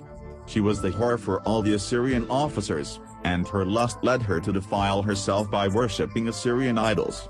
She continued what she had begun as a prostitute in Egypt, where she lost her virginity. From the time she was a young woman, men slept with her and treated her like a prostitute. So I handed her over to her Assyrian lovers whom she wanted so much. They stripped her naked, seized her sons and daughters, and then killed her with the sword. Women everywhere gossiped about her fate. Even though her sister Ola saw this, she was wilder and more of a prostitute than Ola had ever been. She too was full of lust for the Assyrian noblemen and officers, soldiers in bright uniforms, and for the cavalry officers, all of those handsome young men. I saw that she was completely immoral, that the second sister was as bad as the first. She sank deeper and deeper in her immorality. She was attracted by the images of high Babylonian officials carved into the wall and painted bright red, with sashes around their waists and fancy turbans on their heads.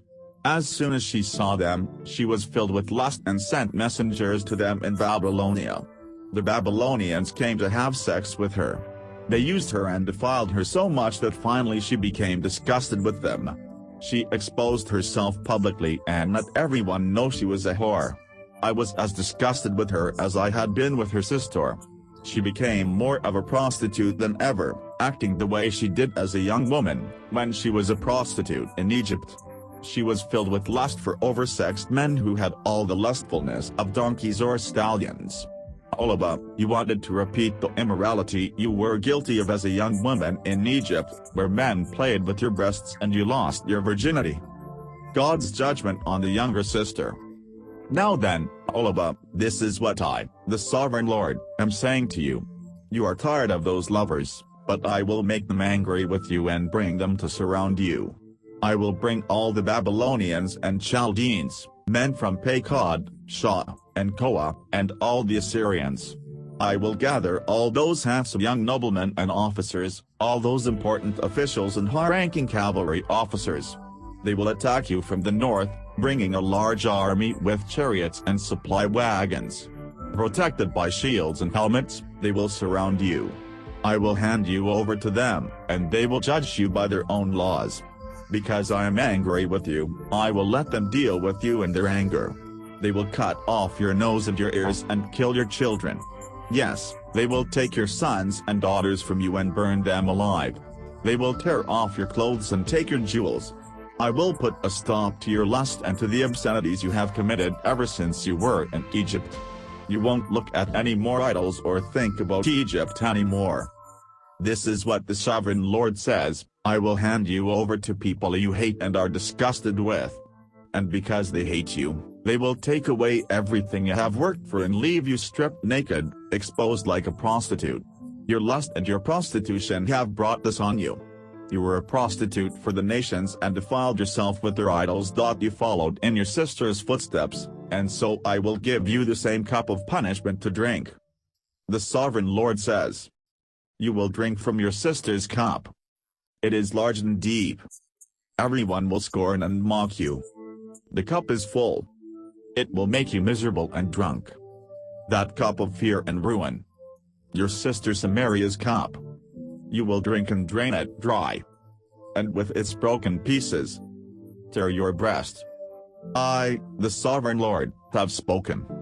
Now this is what the Sovereign Lord is saying, because you forgot me and turned your back on me, you will suffer for your lust and your prostitution. God's judgment on both sisters. The Lord said to me, mortal man, are you ready to judge Ola and Olaba? Accuse them of the disgusting things they have done. They have committed adultery and murder, adultery with idols and murder of the children they bore me. They sacrificed my children to their idols. And that is not all they did. They profaned my temple and broke the Sabbath, which I had established. The very day that they killed my children as sacrifices to idols, they came to my temple and profaned it again and again. They sent messengers to invite men to come from a great distance, and the men came. The two sisters would bathe and put on eyeshadow and jewelry. They would sit on a beautiful couch, and in front of them they would have a table covered with good things, including the incense and the olive oil that I had given them. The sound of a carefree crowd could be heard, a group of men brought in from the desert. They put bracelets on the woman's arms and beautiful crowns on their heads. And I said to myself that they were using as a prostitute a woman worn out by adultery. They went back to these prostitutes again and again. They went back to Ola and Olaba, those immoral women. Righteous men will condemn them on the charge of adultery and murder, because they practice adultery and their hands are stained with blood. This is what the sovereign Lord says: bring a mob to terrorize them and rob them.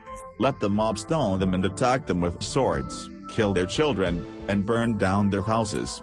Throughout the land I will put a stop to immorality, as a warning to every woman not to commit adultery as they did.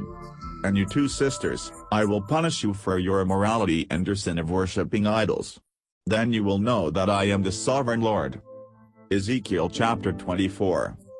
The corroded cooking pot. On the 10th day of the 10th month of the 9th year of our exile, the Lord spoke to me. Mortal man. He said, write down today's date, because this is the day that the king of Babylonia is beginning the siege of Jerusalem. Tell my rebellious people this parable that I, the sovereign Lord, have for them. Set the pot on the fire, and fill it up with water. Put in the best pieces of meat, the shoulders and the legs. Fill it with choice bony pieces too. Use the meat of the finest sheep. Pile the wood onto the pot.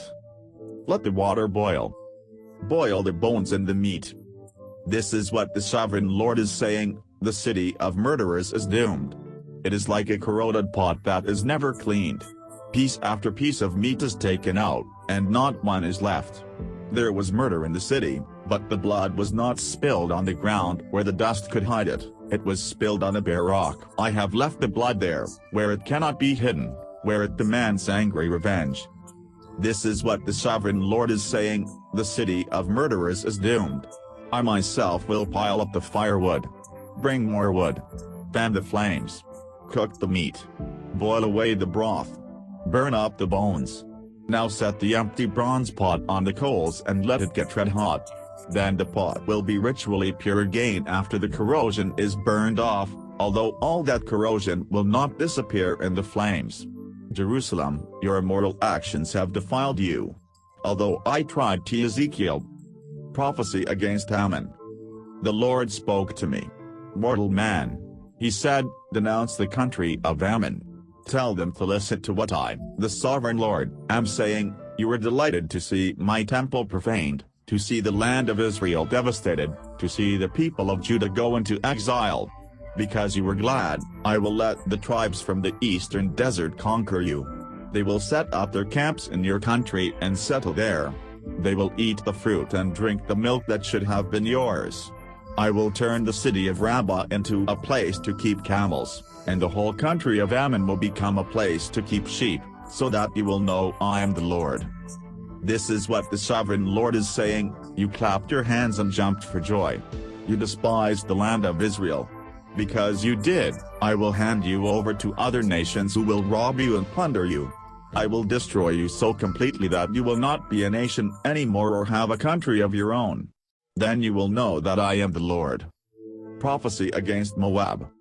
The sovereign Lord said, because Moab has said that Judah is like all the other nations, I will let the cities that defend the border of Moab be attacked, including even the finest cities, Beth-Jeshimoth, Baal-Meon, and Kiriathaim. I will let the tribes of the eastern desert conquer Moab, together with Ammon, so that Moab will no longer be a nation. I will punish Moab, and they will know that I am the Lord. Prophecy against Edom. The sovereign Lord said, the people of Edom took cruel revenge on Judah, and that revenge has brought lasting guilt on Edom. Now I announce that I will punish Edom and kill every person and animal there.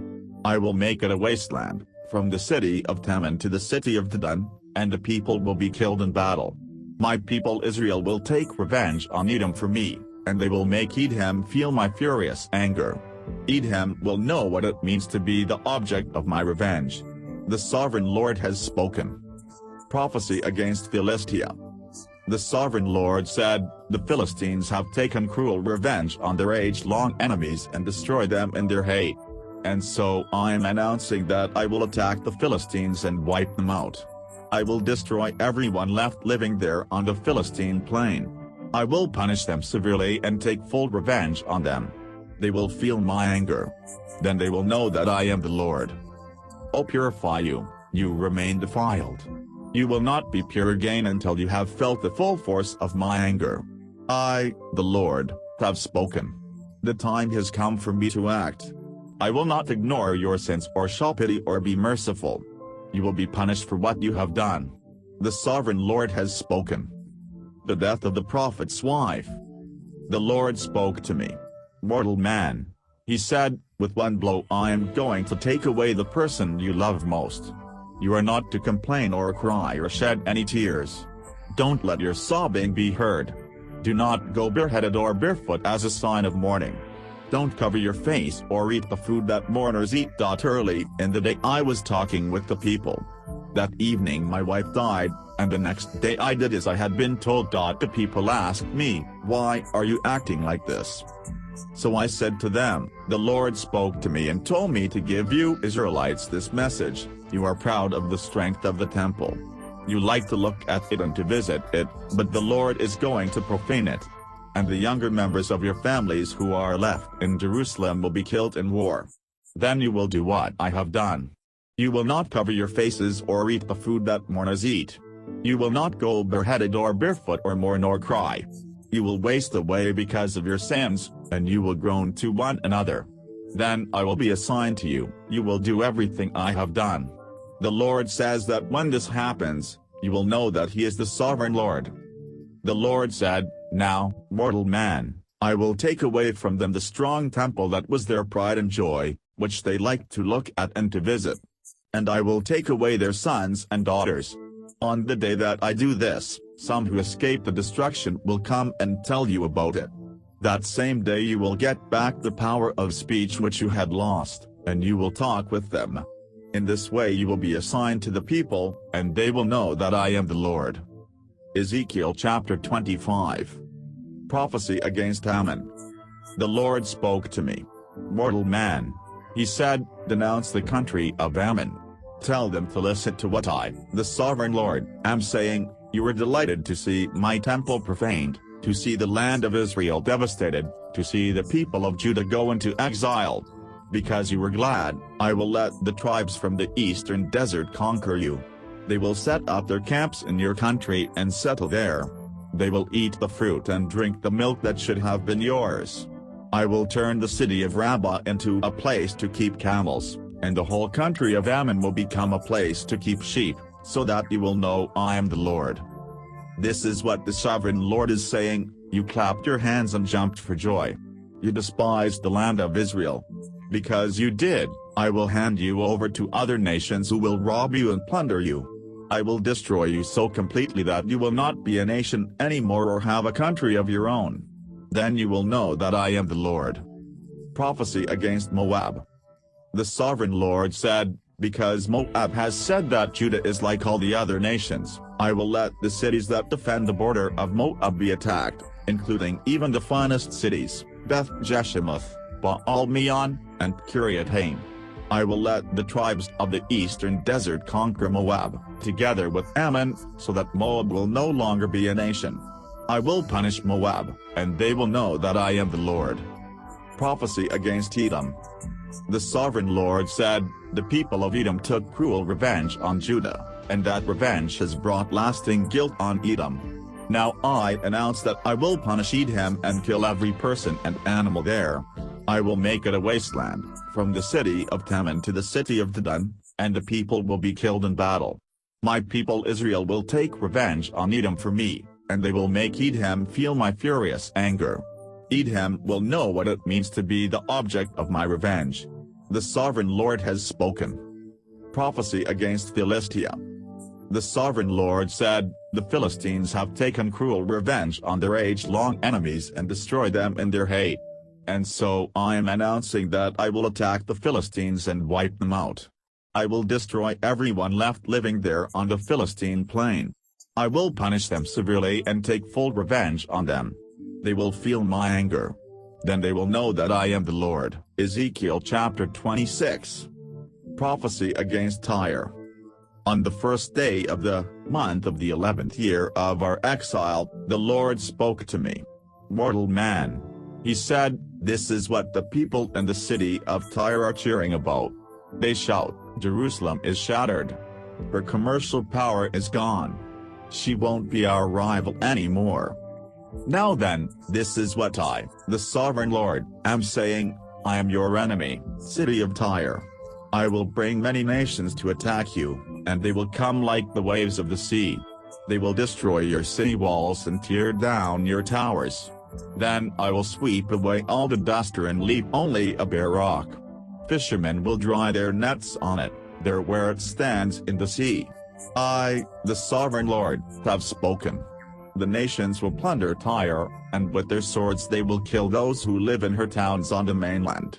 Then Tyre will know that I am the Lord. The sovereign Lord says, I am going to bring the greatest king of all, King Nebuchadnezzar of Babylonia, to attack Tyre. He will come from the north with a huge army, with horses and chariots and with cavalry. Those who live in the towns on the mainland will be killed in the fighting. The enemy will dig trenches, build earthworks, and make a solid wall of shields against you. They will pound in your walls with battering rams and tear down your towers with iron bars. The clouds of dust raised by their horses will cover you. The noise of their horses pulling wagons and chariots will shake your walls as they pass through the gates of the ruined city. Their cavalry will storm through your streets, killing your people with their swords. Your mighty pillars will be thrown to the ground.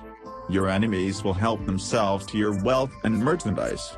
They will pull down your walls and shatter your luxurious houses. They will take the stones and wood and all the rubble, and dump them into the sea. I will put an end to all your songs, and I will silence the music of your harps. I will leave only a bare rock where fishermen can dry their nets. The city will never be rebuilt. I, the sovereign Lord, have spoken. The sovereign Lord has this to say to the city of Tyre: when you are being conquered, the people who live along the coast will be terrified at the screams of those who are slaughtered. All the kings of the seafaring nations will come down from their thrones. They will take off their robes and their embroidered clothes and sit trembling on the ground. They will be so terrified at your fate that they will not be able to stop trembling. They will sing this funeral song for you. The famous city is destroyed. Her ships have been swept from the seas. The people of this city rule the seas, and terrified all who lived on the coast. Now, on the day it has fallen, the islands are trembling, and their people are shocked at such destruction.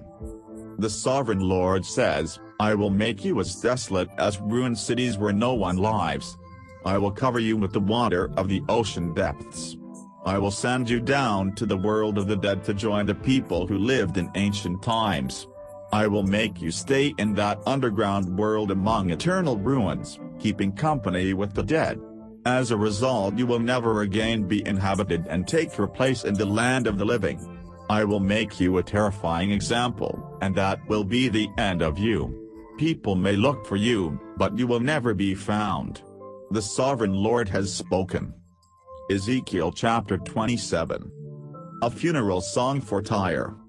The Lord said to me, mortal man, sing a funeral song for Tyre, that city which stands at the edge of the sea and does business with the people living on every seacoast.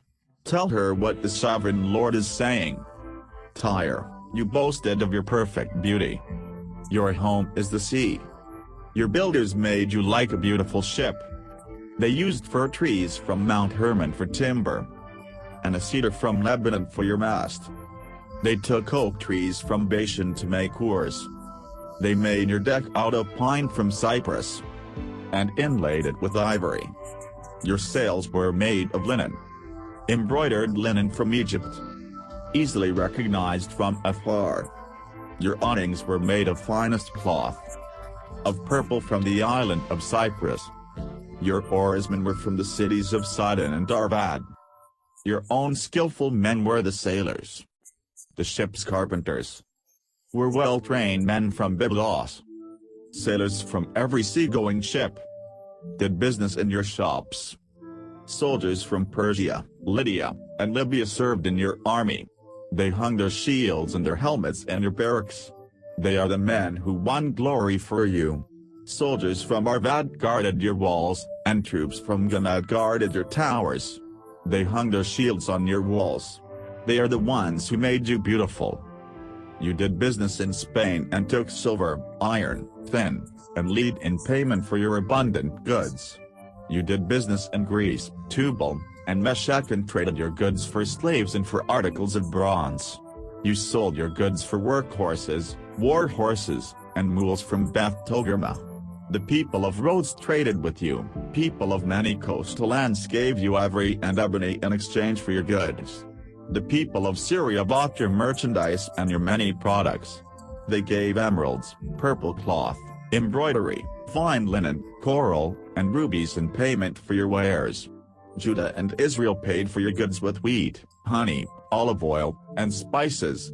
The people of Damascus bought your merchandise and your products, paying for them with wine from Helbon and wool from Sihar.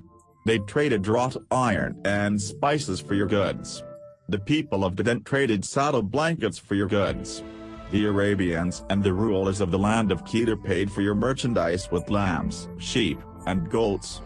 For your goods the merchants of Sheba and Ramat traded jewels, gold, and the finest spices. The cities of Haran, Keh, and Eden, the merchants of Sheba, the cities of Assur and Chilmad, they all traded with you. They sold you luxurious clothing, purple cloth, and embroidery, brightly colored carpets, and well-made cords and ropes. Your merchandise was carried in fleets of the largest cargo ships. You were like a ship at sea, loaded with heavy cargo. When your oarsmen brought you out to sea, an east wind wrecked you far from land. All your wealth of merchandise, all the sailors in your crew, your ship's carpenters and your merchants, every soldier on board the ship, all were lost at sea. When your ship was wrecked, the shouts of the drowning sailors echoed on the shore. Every ship is now deserted, and every sailor has gone ashore. They all mourn bitterly for you, throwing dust on their heads and rolling in ashes. They shave their heads for you, and dress themselves in sackcloth. Their hearts are bitter as they weep. They chant a funeral song for you. Who can be compared to Tyre? To Tyre now silent in the sea?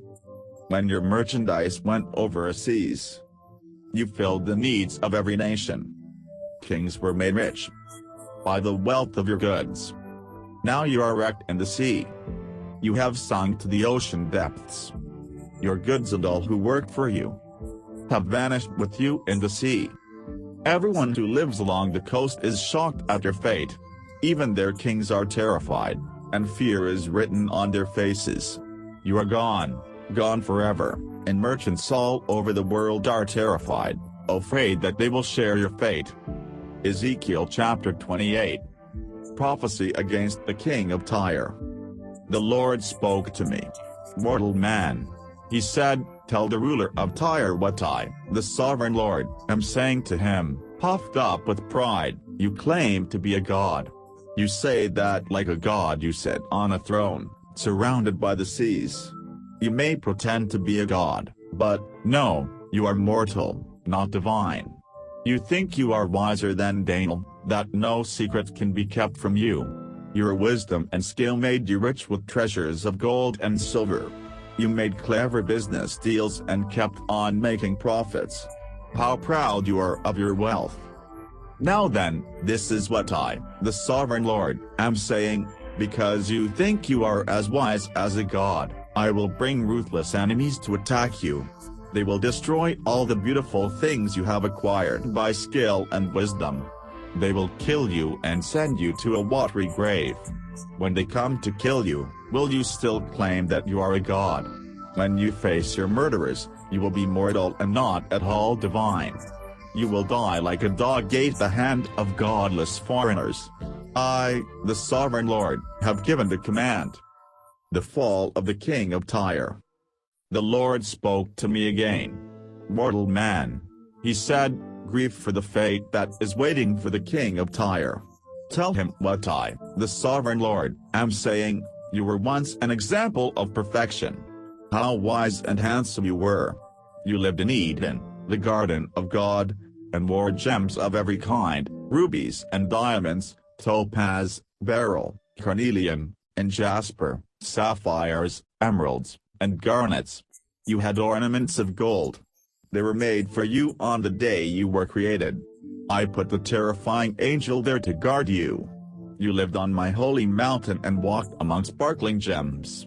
Your conduct was perfect from the day you were created until you began to do evil. You were busy buying and selling, and this led you to violence and sin. So I forced you to leave my holy mountain, and the angel who guarded you drove you away from the sparkling gems. You were proud of being handsome, and your fame made you act like a fool. Because of this I hurled you to the ground and left you as a warning to other kings. You did such evil in buying and selling that your places of worship were corrupted. So I set fire to the city and burned it to the ground. All who look at you now see you reduced to ashes. You are gone, gone forever, and all the nations that had come to know you are terrified, afraid that they will share your fate. Prophecy against Sidon. The Lord said to me, "Mortal man, denounce the city of Sidon. Tell the people there what I, the sovereign Lord, say about them. I am your enemy, Sidon. People will praise me because of what I do to you. They will know that I am the Lord, when I show how holy I am by punishing those who live in you. I will send diseases on you and make blood flow in your streets.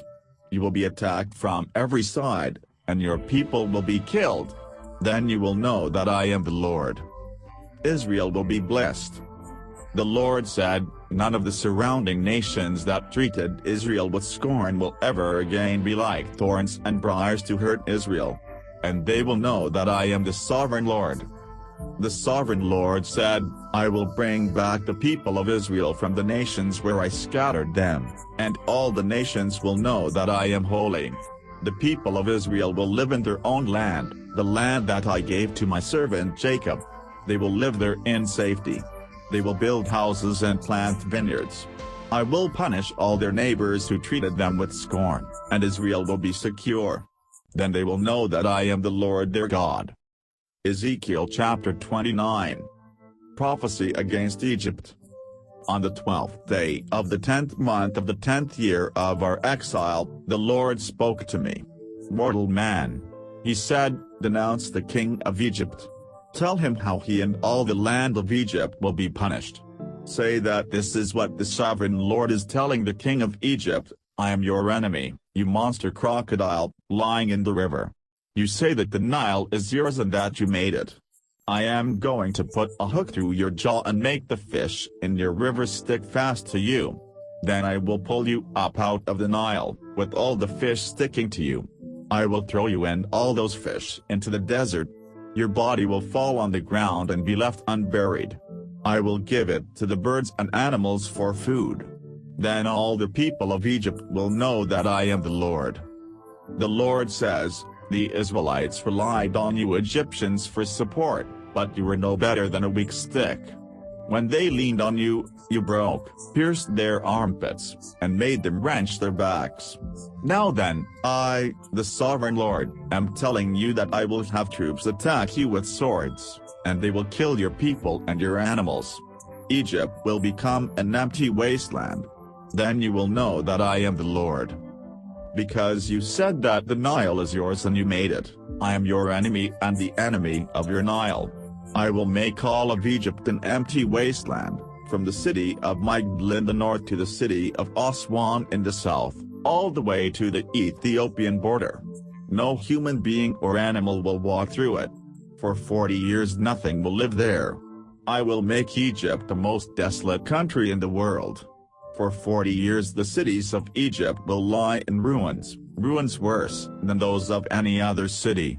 I will make the Egyptians refugees. They will flee to every country and live among other peoples. The sovereign Lord says, after 40 years I will bring the Egyptians back from the nations where I have scattered them, and I will let them live in southern Egypt, their original home. There they will be a weak kingdom, the weakest kingdom of all, and they will never again rule other nations. I will make them so unimportant that they will not be able to bend any other nation to their will.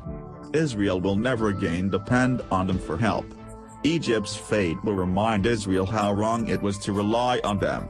Then Israel will know that I am the sovereign Lord. King Nebuchadnezzar will conquer Egypt. On the first day of the first month of the 27th year of our exile, the Lord spoke to me. Mortal man. He said, King Nebuchadnezzar of Babylonia launched an attack on Tyre. He made his soldiers carry such heavy loads that their heads were rubbed bald and their shoulders were worn raw, but neither the king nor his army got anything for all their trouble. So now this is what I, the sovereign Lord, am saying. I am giving the land of Egypt to King Nebuchadnezzar. He will loot and plunder it and carry off all the wealth of Egypt as his armies pay. I am giving him Egypt in payment for his services, because his army was working for me. I, the sovereign Lord, have spoken. When that happens, I will make the people of Israel strong and let you, Ezekiel, speak out where everyone can hear you, so that they will know that I am the Lord. Ezekiel chapter 30. The Lord will punish Egypt. The Lord spoke to me again. Mortal man. He said, prophesy and announce what I, the sovereign Lord, am saying. You are to shout these words. A day of terror is coming. The day is near, the day when the Lord will act. A day of clouds and trouble for the nations. There will be war in Egypt, and great distress in Ethiopia. Many in Egypt will be killed. The country will be plundered and left in ruins. That war will also kill the soldiers hired from Ethiopia, Libya, Lydia, Arabia, Cub, and even from among my own people. The Lord says, from Igdal in the north to Aswan in the south, all Egypt's defenders will be killed in battle. Egypt's proud army will be destroyed.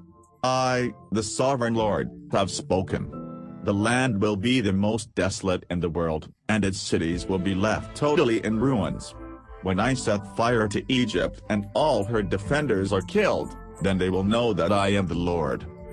When that day comes and Egypt is destroyed, I will send messengers in ships to arouse the unsuspecting people of Ethiopia, and they will be terrified. That day is coming. The sovereign Lord says, I will use King Nebuchadnezzar of Babylonia to put an end to Egypt's wealth. He and his ruthless army will come to devastate the land. They will attack Egypt with swords, and the land will be full of corpses. I will dry up the Nile and put Egypt under the power of evil people.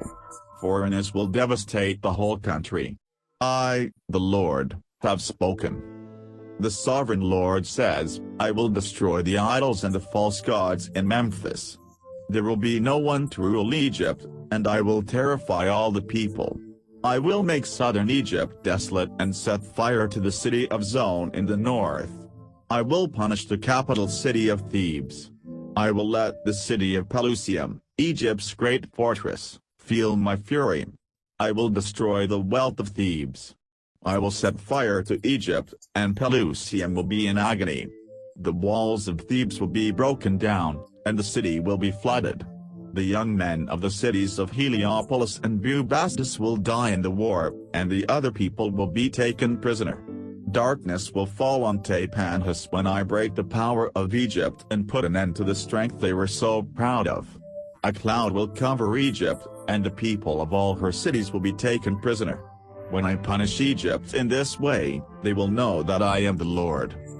The broken power of the king of Egypt. On the 7th day of the first month of the 11th year of our exile, the Lord spoke to me.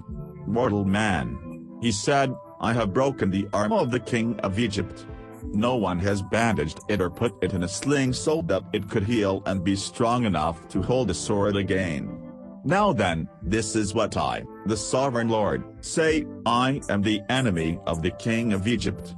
I am going to break both his arms, the good one and the one already broken, and the sword will fall from his hand. I am going to scatter the Egyptians throughout the world. Then I will make the arms of the king of Babylonia strong and put my sword in his hands. But I will break the arms of the king of Egypt, and he will groan and die in front of his enemy.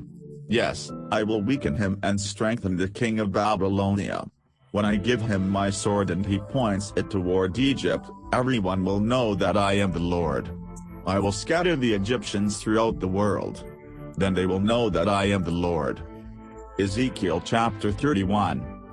Egypt is compared to a cedar tree. On the first day of the 3rd month of the 11th year of our exile, the Lord spoke to me. Mortal man, he said, say to the king of Egypt and all his people, how powerful you are. What can I compare you to? You are like a cedar in Lebanon, with beautiful, shady branches. A tree so tall it reaches the clouds.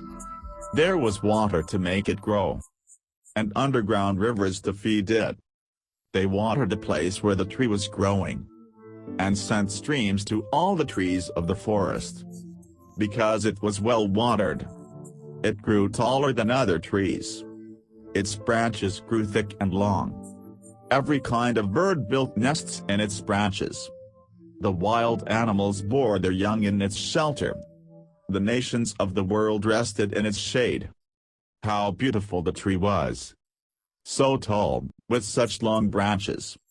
Its roots reached down to the deep flowing streams. No cedar in God's garden could compare with it. No fir tree ever had such branches. And no plane tree such limbs. No tree in God's own garden was so beautiful. I made it beautiful, with spreading branches. It was the envy of every tree in Eden, the garden of God. Now then, I, the sovereign Lord, will tell you what is going to happen to that tree that grew until it reached the clouds. As it grew taller it grew proud, so I have rejected it and will let a foreign ruler have it. He will give that tree what it deserves for its wickedness. Ruthless foreigners will cut it down and leave it. Its branches and broken limbs will fall on every mountain and valley in the country. All the nations that have been living in its shade will go away. The birds will come and perch on the fallen tree, and the wild animals will walk over its branches. And so from now on, no tree, no matter how well watered it is, will grow that tall again or push its top through the clouds and reach such a height. All of them are doomed to die like mortals, doomed to join those who go down to the world of the dead. This is what the sovereign Lord says, on the day when the tree goes to the world of the dead, I will make the underground waters cover it as a sign of mourning. I will hold back the rivers and not let the many streams flow out. Because the tree has died, I will bring darkness over the Lebanon mountains and make all the trees of the forest wither. When I send it down to the world of the dead, the noise of its downfall will shake the nations. All the trees of Eden and all the choice, well-watered trees of Lebanon who have gone to the world below will be pleased at its downfall. They will go with it to the world of the dead to join those that have already fallen. And all who live under its shadow will be scattered among the nations. The tree is the king of Egypt and all his people. Not even the trees in Eden were so tall and impressive. But now, like the trees of Eden, it will go down to the world of the dead and join the ungodly and those killed in battle. I have spoken, says the sovereign Lord. Ezekiel chapter 32. The king of Egypt is compared to a crocodile. On the first day of the 12th month of the 12th year of our exile, the Lord spoke to me.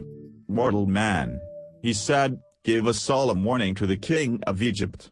Give him this message from me, you act like a lion among the nations, but you are more like a crocodile splashing through a river. You muddy the water with your feet and pollute the rivers. When many nations gather, I will catch you in my net and let them drag the net ashore. I will throw you out on the ground and bring all the birds and animals of the world to feed on you. I will cover mountains and valleys with your rotting corpse. I will pour out your blood until it spreads over the mountains and fills the streams. When I destroy you, I will cover the sky and blot out the stars. The sun will hide behind the clouds, and the moon will give no light. I will put out all the lights of heaven and plunge your world into darkness. I, the sovereign Lord, have spoken. Many nations will be troubled when I spread the news of your destruction through countries you never heard of. What I do to you will shock many nations. When I swing my sword, kings will shudder with fright. On the day you fall, all of them will tremble and fear for their own lives. 11 The sovereign Lord says to the king of Egypt, you will face the sword of the king of Babylonia. I will let soldiers from cruel nations draw their swords and kill all your people. All your people and everything else that you are proud of will be destroyed. I will slaughter your cattle at every water hole. There will be no people or cattle to muddy the water anymore. I will let your waters settle and become clear and let your rivers run calm. I, the sovereign Lord, have spoken. When I make Egypt a desolate wasteland and destroy all who live there, they will know that I am the Lord. This solemn warning will become a funeral song. The women of the nations will sing it to mourn for Egypt and all its people. I, the sovereign Lord, have spoken. The world of the dead. On the 15th day of the first month of the 12th year of our exile, the Lord spoke to me. Mortal man. He said, mourn for all the many people of Egypt. Send them down with the other powerful nations to the world of the dead. Say to them, do you think you are more beautiful than anyone else? You will go down to the world of the dead and lie there among the ungodly. The people of Egypt will fall with those who are killed in battle. A sword is ready to kill them all. The greatest heroes and those who fought on the Egyptian side welcome the Egyptians to the world of the dead. They shout, the ungodly who were killed in battle have come down here, and here they lie. Assyria is there, with the graves of her soldiers all around. They were all killed in battle, and their graves are in the deepest parts of the world of the dead.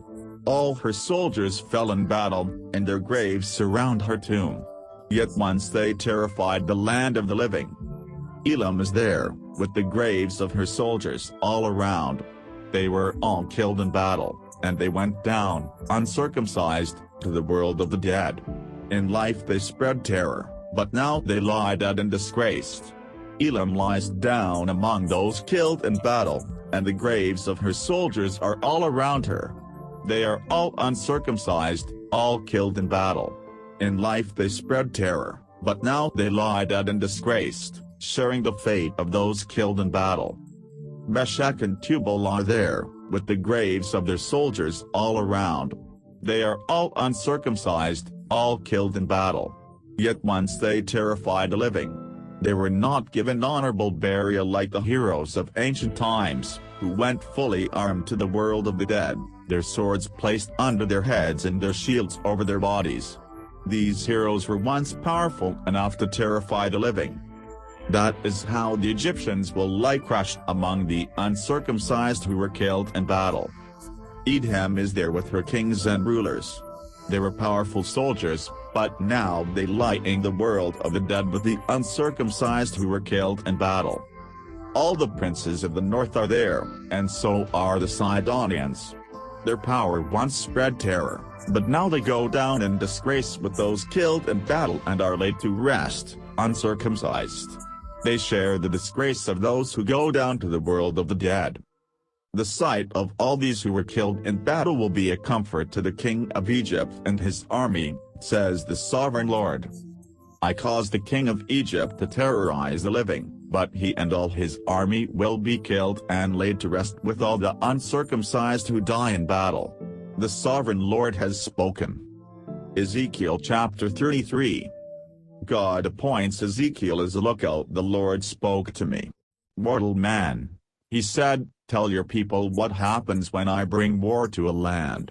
The people of that country choose one of their number to be a lookout.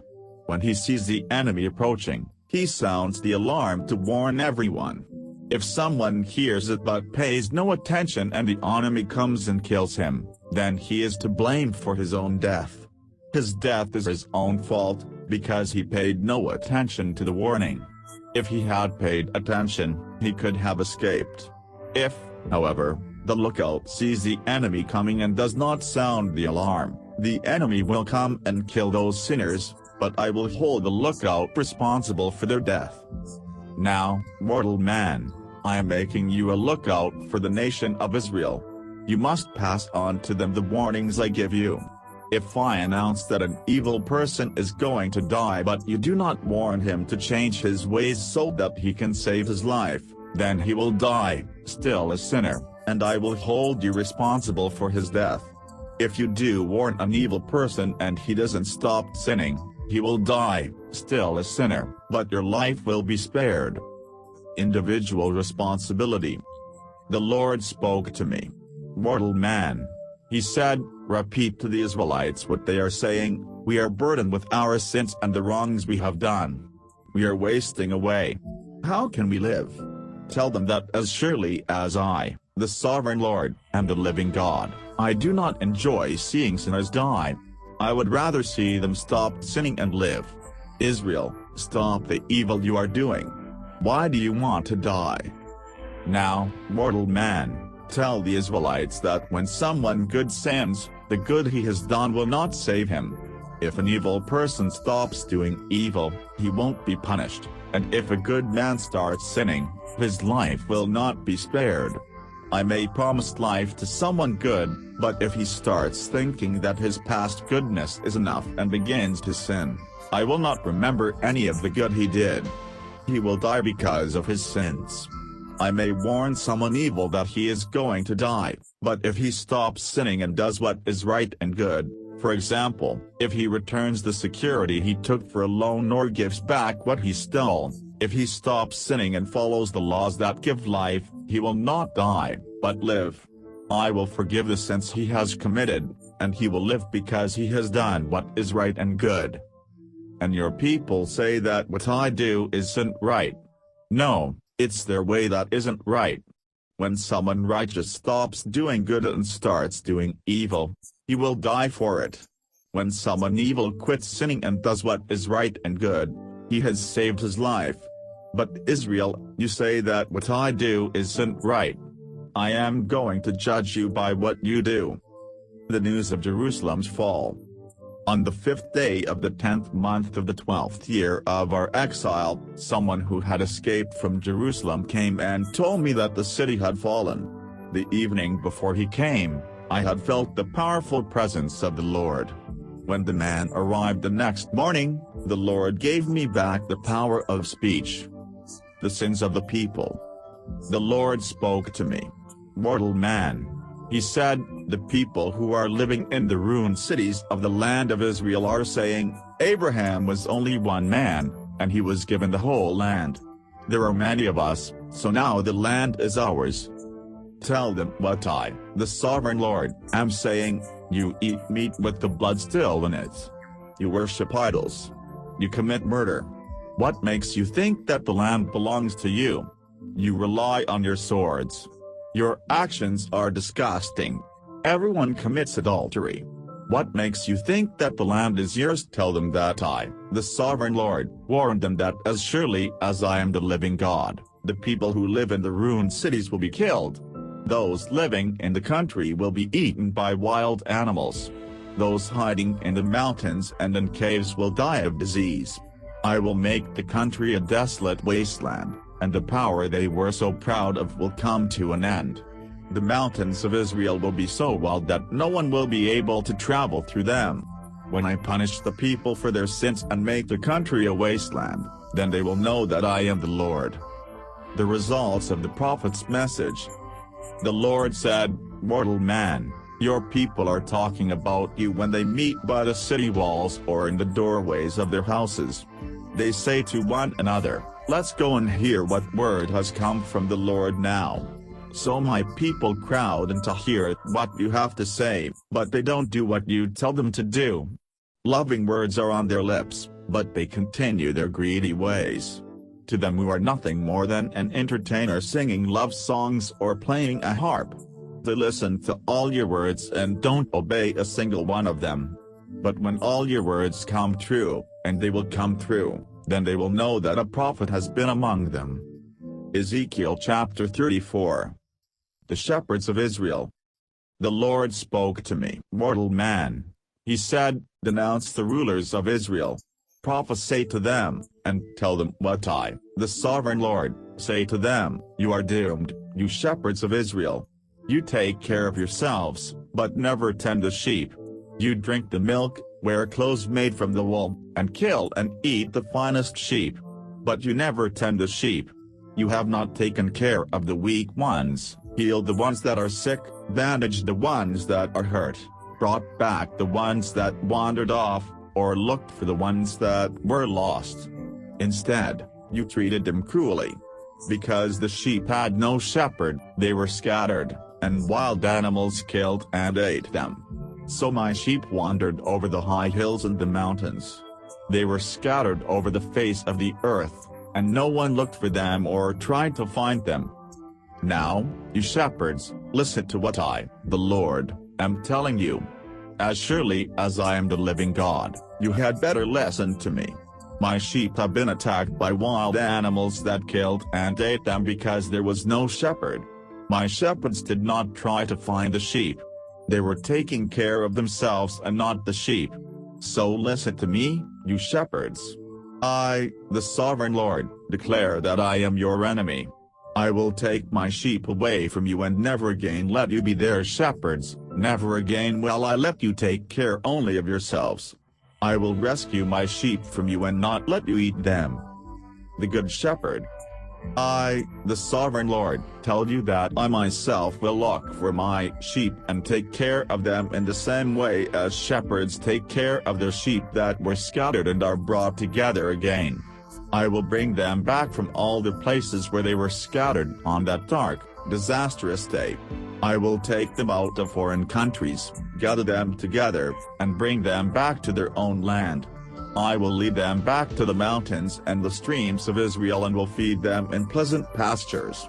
I will let them graze in safety in the mountain meadows and the valleys and in all the green pastures of the land of Israel. 15 I myself will be the shepherd of my sheep, and I will find them a place to rest. I, the Sovereign Lord, have spoken.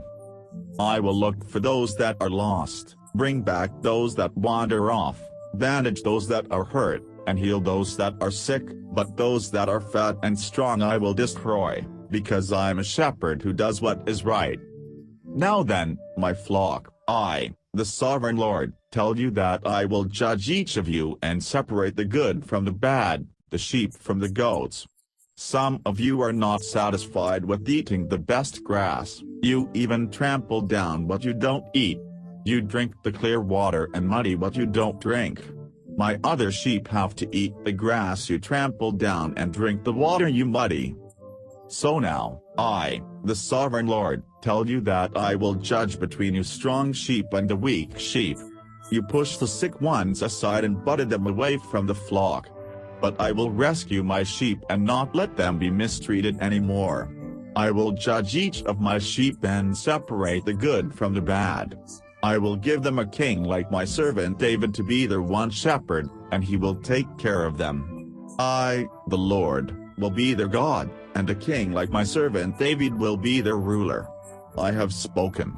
I will make a covenant with them that guarantees their security. I will get rid of all the dangerous animals in the land, so that my sheep can live safely in the fields and sleep in the forests. I will bless them and let them live around my sacred hill. There I will bless them with showers of rain when they need it. The trees will bear fruit, the fields will produce crops, and everyone will live in safety on his own land. When I break my people's chains and set them free from those who made them slaves, then they will know that I am the Lord. The heathen nations will not plunder them anymore, and the wild animals will not kill and eat them. They will live in safety, and no one will terrify them. I will give them fertile fields and put an end to hunger in the land. The other nations will not sneer at them anymore. Everyone will know that I protect Israel and that they are my people. I, the Sovereign Lord, have spoken. You, my sheep, the flock that I feed, are my people, and I am your God, says the Sovereign Lord. Ezekiel chapter 35. God's punishment of Edom.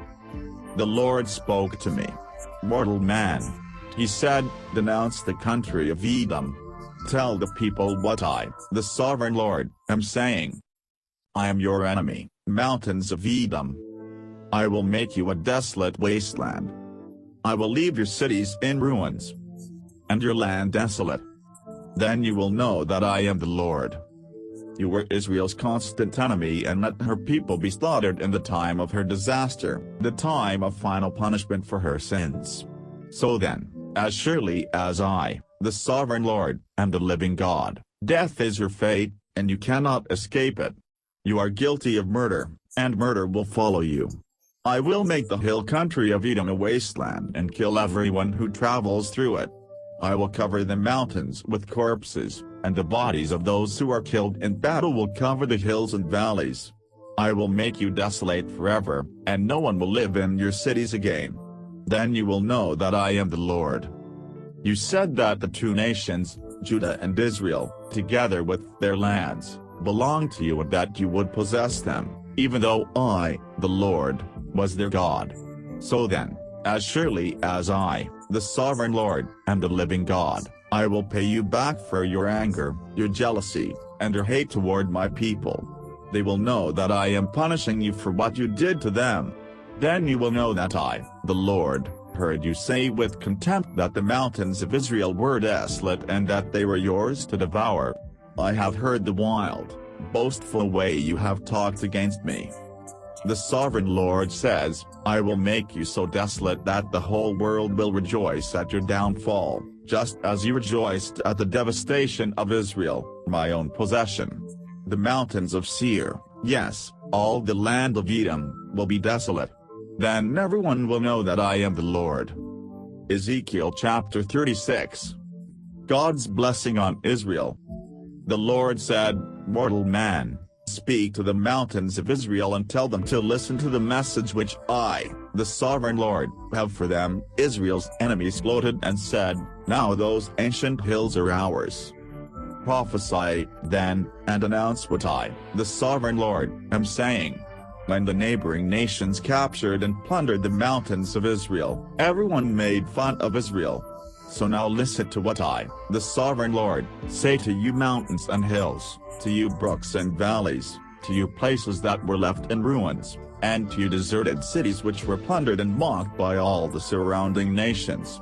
I, the sovereign Lord, have spoken out in the heat of my anger against the surrounding nations, and especially against Edom. With glee and contempt they captured my land and took possession of its pastures. So prophesy to the land of Israel, tell the mountains, hills, brooks, and valleys what I, the sovereign Lord, am saying in jealous anger because of the way the nations have insulted and humiliated them. I, the sovereign Lord, solemnly promise that the surrounding nations will be humiliated. But on the mountains of Israel the trees will again grow leaves and bear fruit for you, my people Israel. You are going to come home soon. I am on your side, and I will make sure that your land is plowed again and crops are planted on it. I will make your population grow. You will live in the cities and rebuild everything that was left in ruins. I will make people and cattle increase in number. There will be more of you than ever before, and you will have many children. I will let you live there as you used to live, and I will make you more prosperous than ever. Then you will know that I am the Lord. I will bring you, my people Israel, back to life again in the land. It will be your own land, and it will never again let your children starve. I, the sovereign Lord, say, it is true that people say that the land eats people and that it robs the nation of its children. But from now on it will no longer eat people and rob you of your children. I, the sovereign Lord, have spoken. The land will no longer have to listen to the nations making fun of it or see the people sneer at it. The land will no longer rob the nation of its children. I, the sovereign Lord, have spoken. Israel's new life. The Lord spoke to me. Mortal man. He said, when the Israelites were living in their land, they defiled it by the way they lived and acted. I regarded their behavior as being as ritually unclean as a woman is during her monthly period. I let them feel the force of my anger because of the murders they had committed in the land and because of the idols by which they had defiled it. I condemned them for the way they lived and acted, and I scouted them through foreign countries. Wherever they went, they brought disgrace on my holy name, because people would say, "These are the people of the Lord," but they had to leave his land. That made me concerned for my holy name, since the Israelites brought disgrace on it everywhere they went. Now then, give the Israelites the message that I, the sovereign Lord, have for them. What I'm going to do is not for the sake of you Israelites, but for the sake of my holy name, which you have disgraced in every country where you have gone. When I demonstrate to the nations the holiness of my great name, the name you disgraced among them, then they will know that I am the Lord. I, the sovereign Lord, have spoken. I will use you to show the nations that I am holy. I will take you from every nation and country and bring you back to your own land. I will sprinkle clean water on you and make you clean from all your idols and everything else that has defiled you. I will give you a new heart and a new mind. I will take away your stubborn heart of stone and give you an obedient heart. I will put my spirit in you and will see to it that you follow my laws and keep all the commands I have given you. Then you will live in the land I gave your ancestors. You will be my people, and I will be your God. I will save you from everything that defiles you. I will command the grain to be plentiful, so that you will not have any more famines. I will increase the yield of your fruit trees and your fields, so that there will be no more famines to disgrace you among the nations. You will remember your evil conduct and the wrongs that you committed, and you will be disgusted with yourselves because of your sins and your iniquities. Israel, I want you to know that I am not doing all this for your sake. I want you to feel the shame and disgrace of what you are doing. I, the sovereign Lord, have spoken. The sovereign Lord says, when I make you clean from all your sins, I will let you live in your cities again and let you rebuild the ruins. Everyone who used to walk by your fields saw how overgrown and wild they were, but I will let you farm them again. Everyone will talk about how this land, which was once a wilderness, has become like the Garden of Eden, and how the cities which were torn down, looted, and left in ruins, are now inhabited and fortified. Then the neighboring nations that have survived will know that I, the Lord, rebuild ruined cities and replant waste fields. I, the Lord, who have promised that I would do this, and I will. The sovereign Lord says, I will once again let the Israelites ask me for help, and I will let them increase in numbers like a flock of sheep. The cities that are now in ruins will then be as full of people as Jerusalem was once full of the sheep which were offered as sacrifices at a festival. Then they will know that I am the Lord. Ezekiel chapter 37. The Valley of Dry Bones. I felt the powerful presence of the Lord, and his Spirit took me and set me down in a valley where the ground was covered with bones. He led me all around the valley, and I could see that there were very many bones and that they were very dry. He said to me, Mortal man, can these bones come back to life? I replied, Sovereign Lord, only you can answer that. He said, Prophesy to the bones. Tell these dry bones to listen to the word of the Lord. Tell them that I, the sovereign Lord, am saying to them, I am going to put breath into you and bring you back to life. I will give you sinews and muscles, and cover you with skin. I will put breath into you and bring you back to life. Then you will know that I am the Lord. So I prophesied as I had been told. While I was speaking, I heard a rattling noise, and the bones began to join together. While I watched, the bones were covered with sinews and muscles, and then with skin. But there was no breath in the bodies. God said to me, Mortal man, prophesy to the wind. Tell the wind that the sovereign Lord commands it to come from every direction, to breathe into these dead bodies, and to bring them back to life. So I prophesied as I had been told. Breath entered the bodies, and they came to life and stood up. There were enough of them to form an army.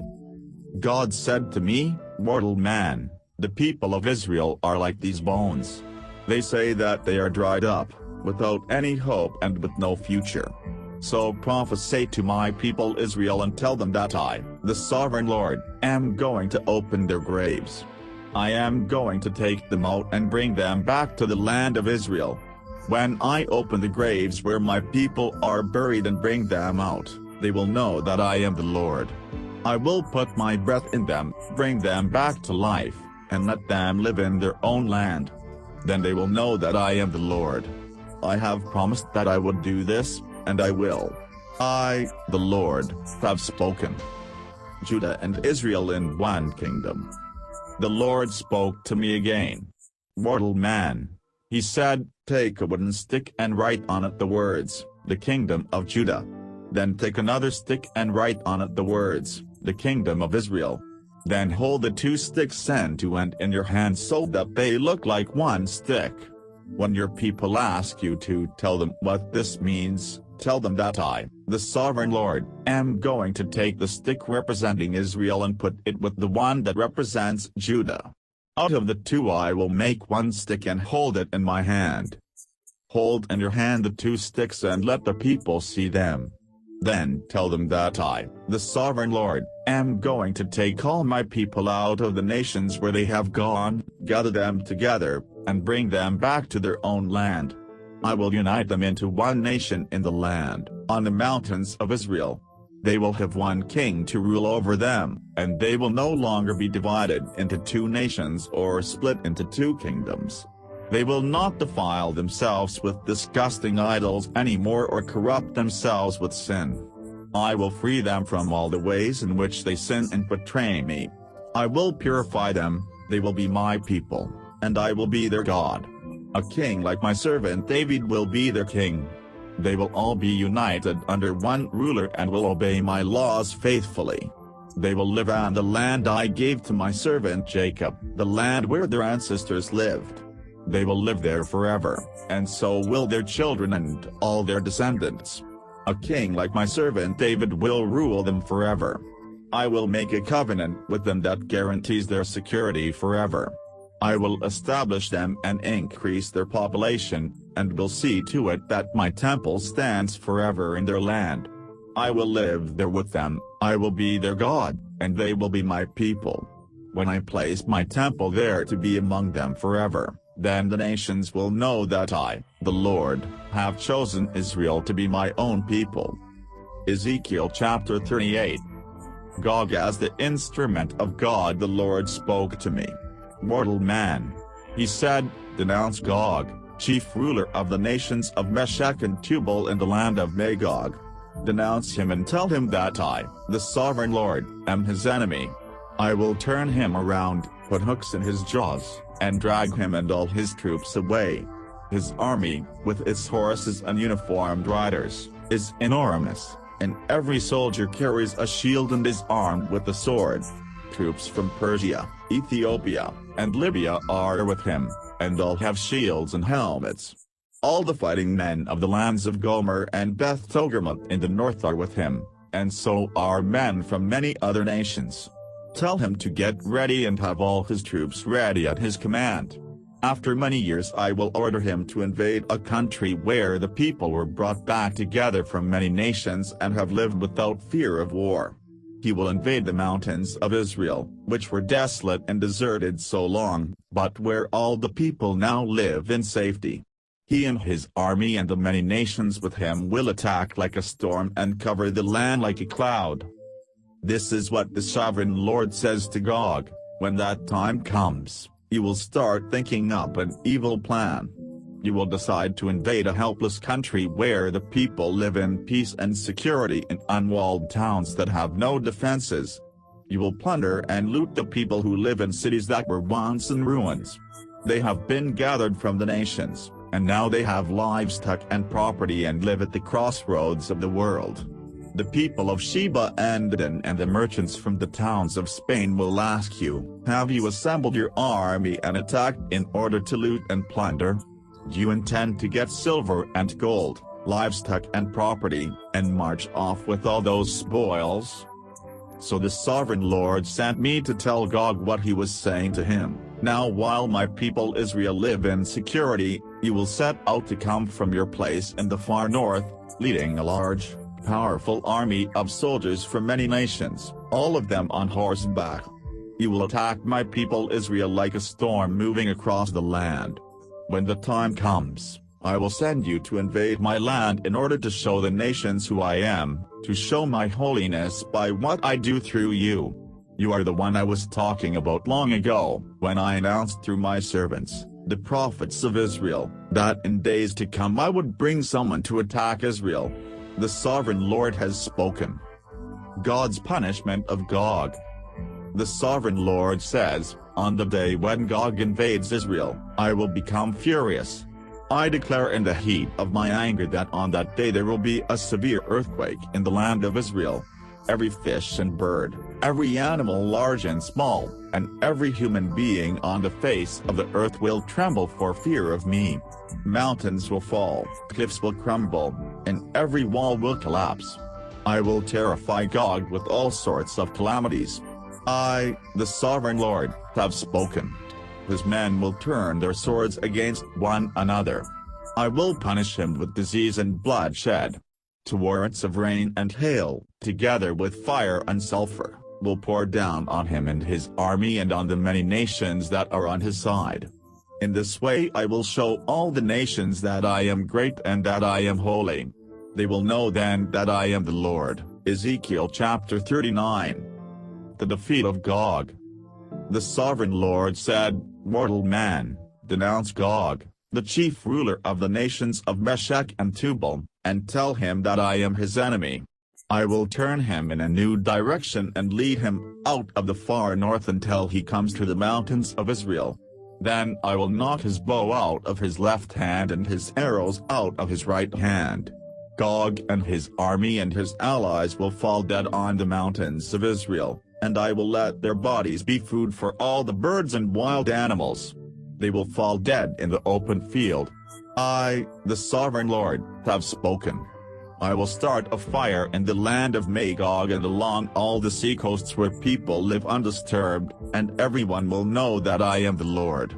I will make sure that my people Israel know my holy name, and I will not let my name be disgraced anymore. Then the nations will know that I, the Lord, am the holy God of Israel. The sovereign Lord said, the day I spoke about is certain to come.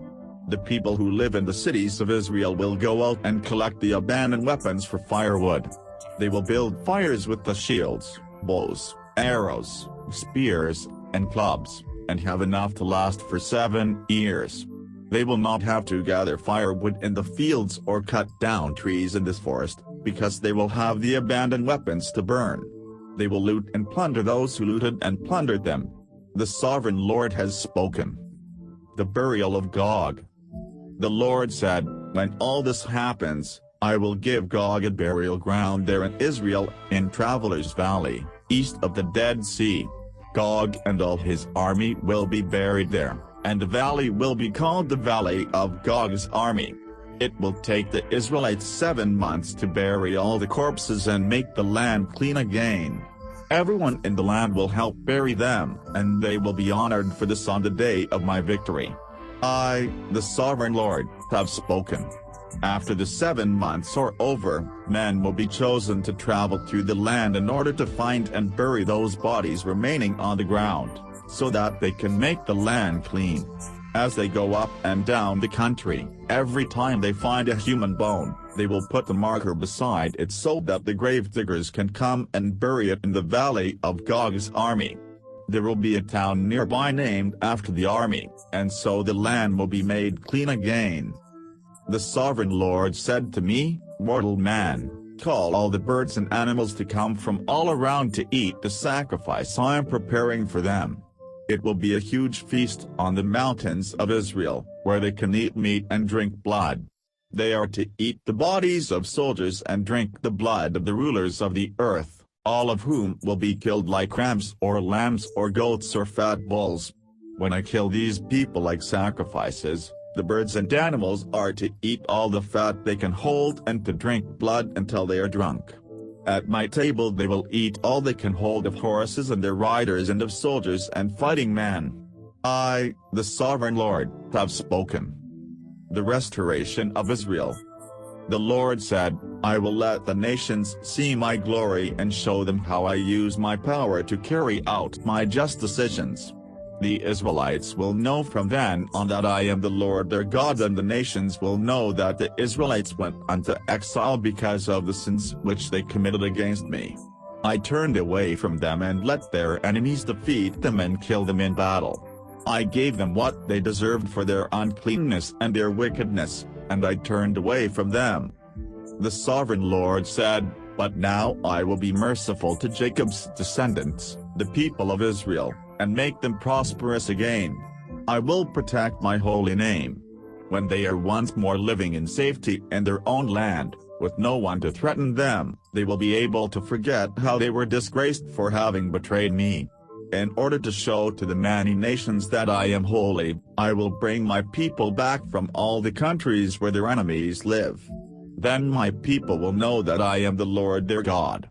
They will know this, because I sent them into captivity and now gathered them and bring them back into their own land, not leaving even one of them behind.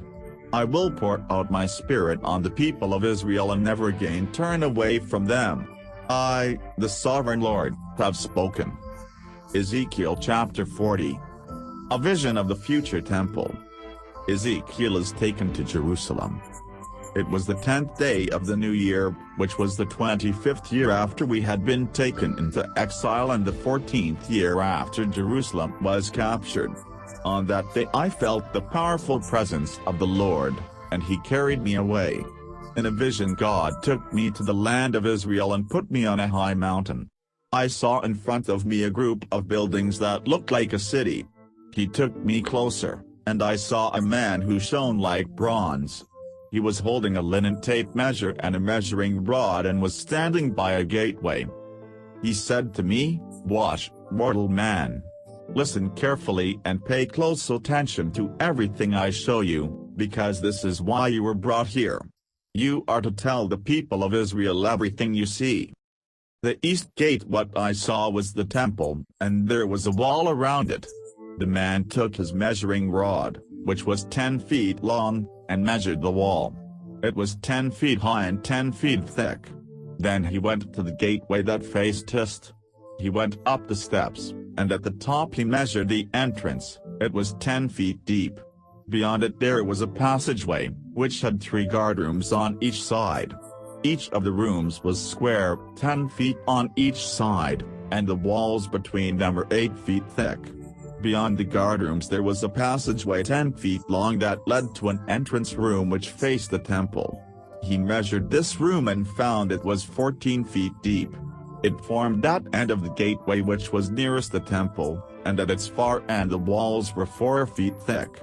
These guard rooms on each side of the passageway were all the same size, and the walls between them were all of the same thickness. Next, the man measured the width of the passageway in the gateway. It was 22 feet altogether, and the space between the open gates was 16 feet. In front of each of the guard rooms there was a low wall 20 inches high and 20 inches thick. The rooms were 10 feet square. Then he measured the distance from the back wall of one room to the back wall of the room across the passageway from it, and it was 42 feet. The room at the far end led out to a courtyard. He measured that room and found it was 34 feet wide. The total length of the gateway from the outside wall of the gate to the far side of the last room was 84 feet. There were small openings in the outside walls of all the rooms and also in the inner walls between the rooms. There were palm trees carved on the inner walls that faced the passageway. The outer courtyard. The man took me through the gateway into the courtyard. There were 30 rooms built against the outer wall, and in front of them there was an area paved with stones, which extended around the courtyard. This outer courtyard was at a lower level than the inner courtyard. There was a gateway at a higher level that led to the inner courtyard. The man measured the distance between the two gateways, and it was 168 feet. The north gate. Then the man measured the gateway on the north side that led into the outer courtyard. The 3 guard rooms on each side of the passageway, the walls between them, and the entrance room all had the same measurements as those in the east gateway. The total length of the gateway was 84 feet and the width 42 feet. The entrance room, the windows, and the carved palm trees were like those in the east gate. Here 7 steps led up to the gate, and the entrance room was at the end facing the courtyard. Across the courtyard from this north gateway was another gateway leading to the inner courtyard, just as there was on the east side. The man measured the distance between these 2 gateways, and it was 168 feet. The south gate. Next, the man took me to the south side, and there we saw another gateway. He measured its inner walls and its entrance room, and they were the same as the others. There were windows in the rooms of this gateway just as in the others. The total length of the gateway was 84 feet and the width 42 feet. 7 steps led up to it, and its entrance room was also at the end facing the courtyard. There were palm trees carved on the inner walls that faced the passageway. Here, too, there was a gateway leading to the inner courtyard. The man measured the distance to the second gateway, and it was 168 feet. The inner courtyard, the south gate. The man took me through the south gateway into the inner courtyard. He measured the gateway, and it was the same size as the gateways in the outer wall. Its guardrooms, its entrance room, and its inner walls were the same size as those in the other gateways. There were also windows in the rooms of this gateway. The total length was 84 feet and the width 42 feet. Its entrance room faced the other courtyard, and palm trees were carved on the walls along the passageway. 8 steps led up to this gate. The inner courtyard, the east gate. The man took me through the east gateway into the inner courtyard. He measured the gateway, and it was the same size as the others. Its guardrooms, its entrance room, and its inner walls measured the same as those in the other gateways. There were windows all around, and in the entrance room also. The total length was 84 feet and the width 42 feet. The entrance room faced the outer courtyard. Palm trees were carved on the walls along the passageway. 8 steps led up to this gate. The inner courtyard, the north gate. Then the man took me to the north gateway. He measured it, and it was the same size as the others. Like them, it also had guardrooms, decorated inner walls, an entrance room, and windows all around. Its total length was 84 feet and its width 42 feet. The entrance room faced the outer courtyard. Palm trees were carved on the walls along the passageway. 8 steps led up to this gate. Buildings near the north gate. In the outer courtyard there was an annex attached to the inner gateway on the north side. It opened into the entrance room that faced the courtyard, and there they washed the carcasses of the animals to be burnt whole as sacrifices. In this entrance room there were 4 tables, 2 on each side of the room. It was on these tables that they killed the animals to be offered as sacrifices, either to be burnt whole or to be sacrifices for sin or as repayment offerings. Outside the room there were 4 similar tables, 2 on either side of the entrance of the north gate. Altogether there were 8 tables on which the animals to be sacrificed were killed, 4 inside the room and 4 out in the courtyard. The 4 tables in the annex, used to prepare the offerings to be burnt whole, were of cut stone. They were 20 inches high, and their tops were 30 inches square. All the equipment used in killing the sacrificial animals was kept on these tables. Ledges 3 inches wide ran around the edge of the tables. All the meat to be offered in sacrifice was placed on the tables. Then he brought me into the inner court. There were 2 rooms opening on the inner court, one facing south beside the north gateway and the other facing north beside the south gateway. The man told me that the room which faced south was for the priests who served in the temple, and the room which faced north was for the priests who served at the altar. All the priests are descended from Zadok. They are the only members of the tribe of Levi who are permitted to go into the Lord's presence to serve him. The inner courtyard and the temple building. The man measured the inner courtyard, and it was 168 feet square. The temple was on the west side, and in front of it was an altar. Then he took me into the entrance room of the temple. He measured the entranceway. It was 9 feet deep and 24 feet wide, with walls 5 feet thick on either side. Steps led up to the entrance room, which was 34 feet wide and 20 feet deep. There were 2 columns, one on each side of the entrance. Ezekiel chapter 41. Next, the man took me into the central room, the holy place.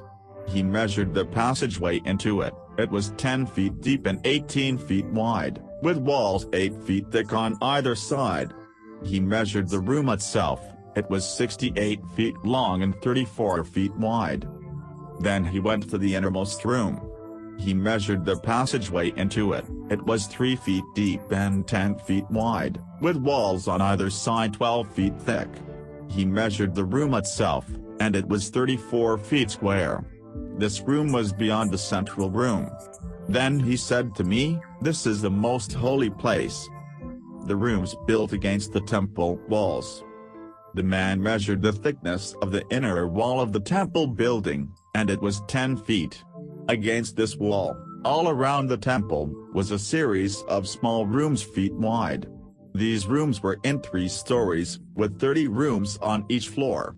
The temple's outer wall on each floor was thinner than on the floor below, so that the rooms could rest on the wall without being anchored into it. And so the temple walls, when seen from the outside, seemed to have the same thickness all the way to the top. Against the temple's outer wall, on the outside of the rooms, 2 wide stairways were built, so that it was possible to go from the lower story to the middle and the upper stories.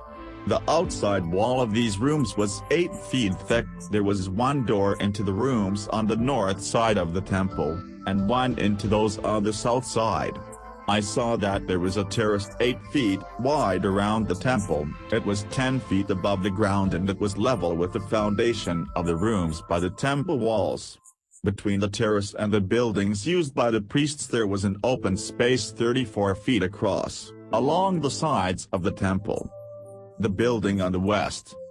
At the far end of the open space on the west side of the temple there was a building 150 feet long and 116 feet wide. Its walls were 9 feet thick all around.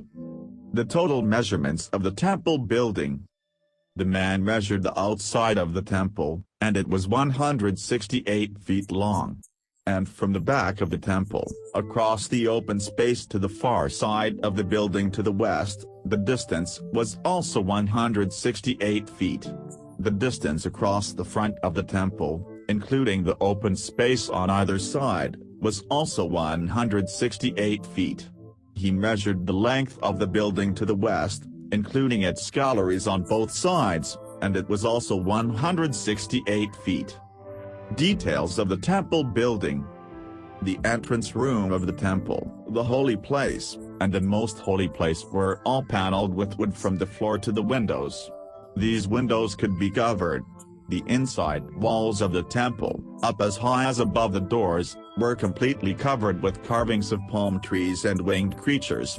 Palm trees alternated with creatures, one following the other, all the way around the room. Each creature had 2 faces, a human face that was turned toward the palm tree on one side, and a lion's face that was turned toward the tree on the other side. It was like this all around the wall, 20 from the floor to above the doors. The doorposts of the holy place were square. The wooden altar. In front of the entrance of the most holy place there was something that looked like a wooden altar. It was 5 feet high and 4 feet wide. Its corner posts, its base, and its sides were all made of wood. The man said to me, "This is the table which stands in the presence of the Lord." The doors. There was a door at the end of the passageway to the holy place and one also at the end of the passageway to the most holy place. They were double doors that swung open in the middle. There were palm trees and winged creatures carved on the doors of the holy place, just as there were on the walls. And there was a wooden covering over the outside of the doorway of the entrance room. At the sides of this room there were windows, and the walls were decorated with palm trees. Ezekiel chapter 42. 2 buildings near the temple. Then the man took me into the outer courtyard and led me to a building on the north side of the temple, not far from the building at the west end of the temple. This building was 168 feet long and 84 feet wide. On one side it faced the space 34 feet wide which was alongside the temple, and on the other side it faced the pavement of the outer courtyard. It was built on 3 levels, each one set further back than the one below it. Along the north side of this building was a passageway 16 feet wide and 168 feet long, with entrances on that side. The rooms at the upper level of the building were narrower than those at the middle and lower levels because they were set further back.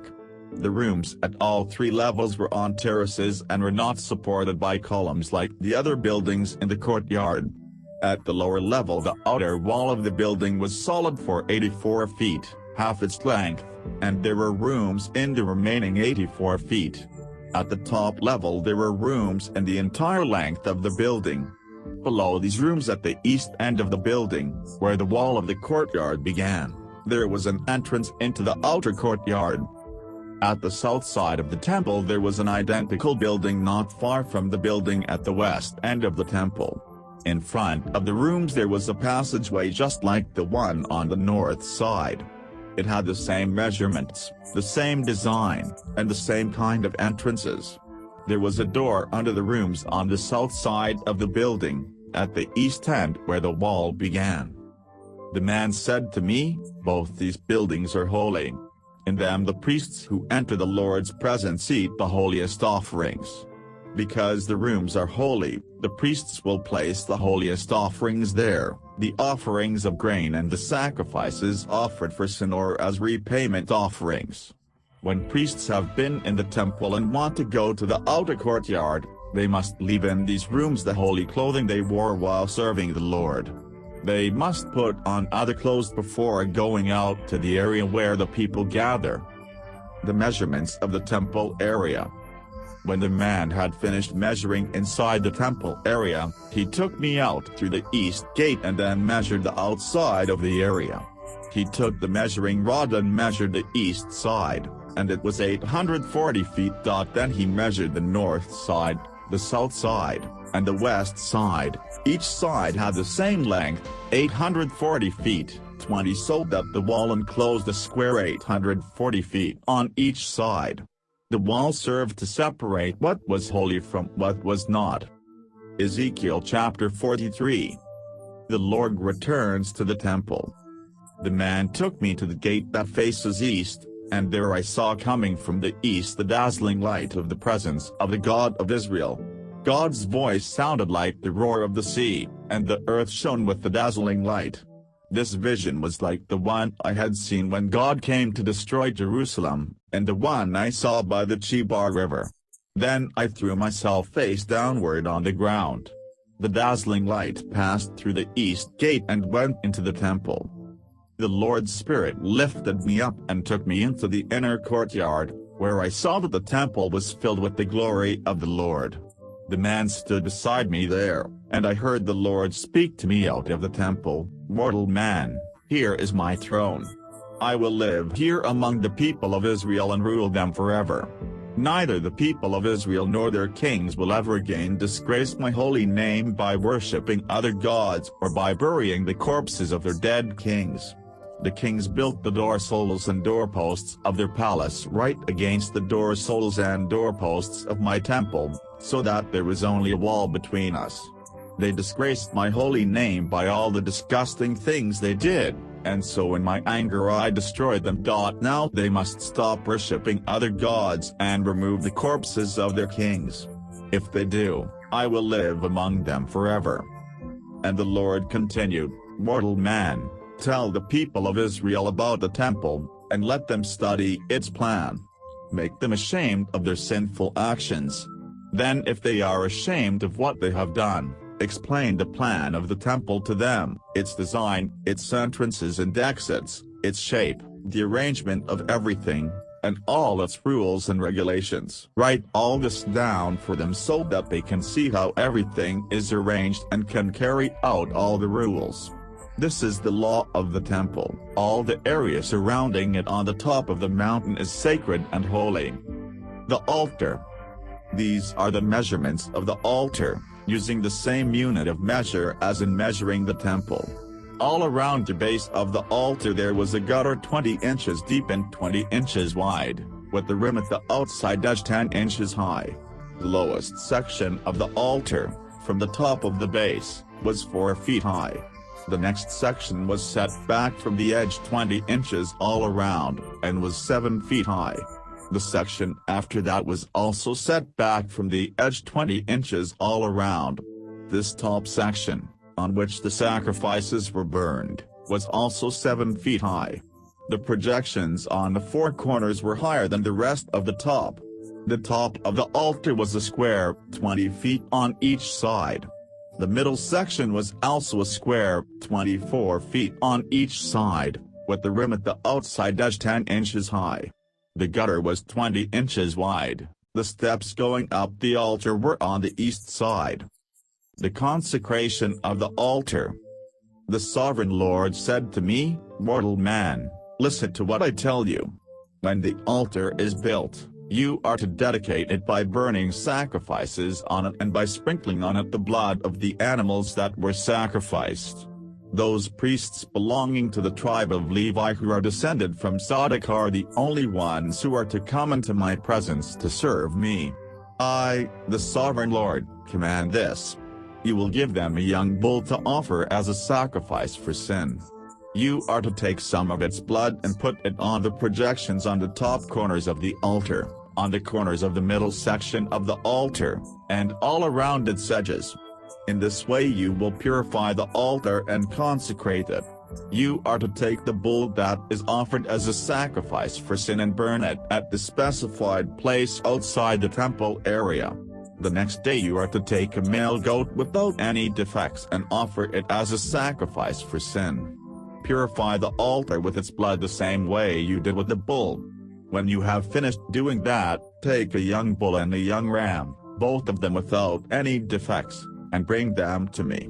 The priests will sprinkle salt on them and burn them as an offering to me. Each day for 7 days you are to offer a goat, a bull, and a ram as sacrifices for sin. All of them must be without any defects. For 7 days the priests are to consecrate the altar and make it ready for use. When the week is over, the priests are to begin offering on the altar the burnt offerings and the fellowship offerings of the people. Then I will be pleased with all of you. I, the sovereign Lord, have spoken." Ezekiel chapter 44. The use of the east gate. The man led me to the outer gate at the east side of the temple area. The gate was closed, and the Lord said to me, "This gate will stay closed and will never be opened. No human being is allowed to use it, because I, the Lord God of Israel, have entered through it. It is to remain closed. The ruling prince, however, may go there to eat a holy meal in my presence. He is to enter and leave the gateway through the entrance room at the inner end." Rules for admission to the temple. Then the man took me through the north gate to the front of the temple. As I looked, I saw that the temple of the Lord was filled with the dazzling light of his presence. I threw myself face downward on the ground, and the Lord said to me, "Mortal man, pay attention to everything you see and hear. I am going to tell you the rules and regulations for the temple. Note carefully which persons are allowed to go in and out of the temple, and which persons are not allowed. Tell those rebellious people of Israel that I, the sovereign Lord, will no longer tolerate the disgusting things that they have been doing. They have profaned my temple by letting uncircumcised foreigners, people who do not obey me enter the temple when the fat and the blood of the sacrifices are being offered to me. So my people have broken my covenant by all the disgusting things they have done. They have not taken charge of the sacred rituals in my temple, but instead have put foreigners in charge. I, the sovereign Lord, declare that no uncircumcised foreigner, no one who disobeys me, will enter my temple, not even a foreigner who lives among the people of Israel. The Levites are excluded from the priesthood. The Lord said to me, I am punishing those Levites who, together with the rest of the people of Israel, deserted me and worshipped idols. They may serve me in the temple by taking charge of the gates and by performing the work of the temple. They may kill the animals which the people offer for burnt offerings and for sacrifices, and they are to be on duty to serve the people. But because they conducted the worship of idols for the people of Israel and in this way led the people into sin, I, the sovereign Lord, solemnly swear that they must be punished. They are not to serve me as priests or to go near anything that is holy to me or to enter the most holy place. This is the punishment for the disgusting things they have done. I am assigning to them the menial work that is to be done in the temple. The priests. The sovereign Lord said, those priests belonging to the tribe of Levi who are descended from Zadok, however, continue to serve me faithfully in the temple when the rest of the people of Israel turned away from me. So now they are the ones who are to serve me and come into my presence to offer me the fat and the blood of the sacrifices. They alone will enter my temple, serve at my altar, and conduct the temple worship. When they enter the gateway to the inner courtyard of the temple, they are to put on linen clothing. They must not wear anything made of wool when they are on duty in the inner courtyard or in the temple. So that they won't perspire, they are to wear linen turbans and linen trousers, but no belt. Before they go to the outer courtyard where the people are, they must first take off the clothes they wore on duty in the temple and leave them in the holy rooms. They are to put on other clothing in order to keep their sacred clothing from harming the people. Priests must neither shave their heads nor let their hair grow long. They are to keep it a proper length.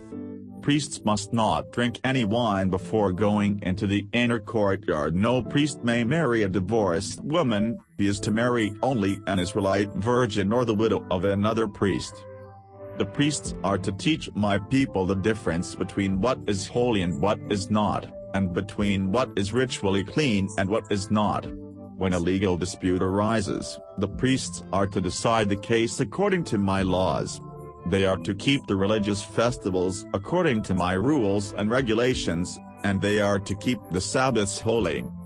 A priest is not to become ritually unclean by touching a corpse, unless it is one of his parents, one of his children, or a brother or an unmarried sister. After he has become clean again, he must wait 7 days and then go into the inner courtyard of the temple and offer a sacrifice for his purification, so that he can serve in the temple again. I, the sovereign Lord, have spoken. The priests have the priesthood as their share of what I have given Israel to be handed down from one generation to another. They are not to hold property in Israel. I am all they need. The grain offerings, the sin offerings, and the repayment offerings will be the priest's food, and they are to receive everything in Israel that is set apart for me. The priests are to have the best of all the first harvest and of everything else that is offered to me. Each time the people bake bread, they are to give the priests the first loaf as an offering, and my blessing will rest on their homes.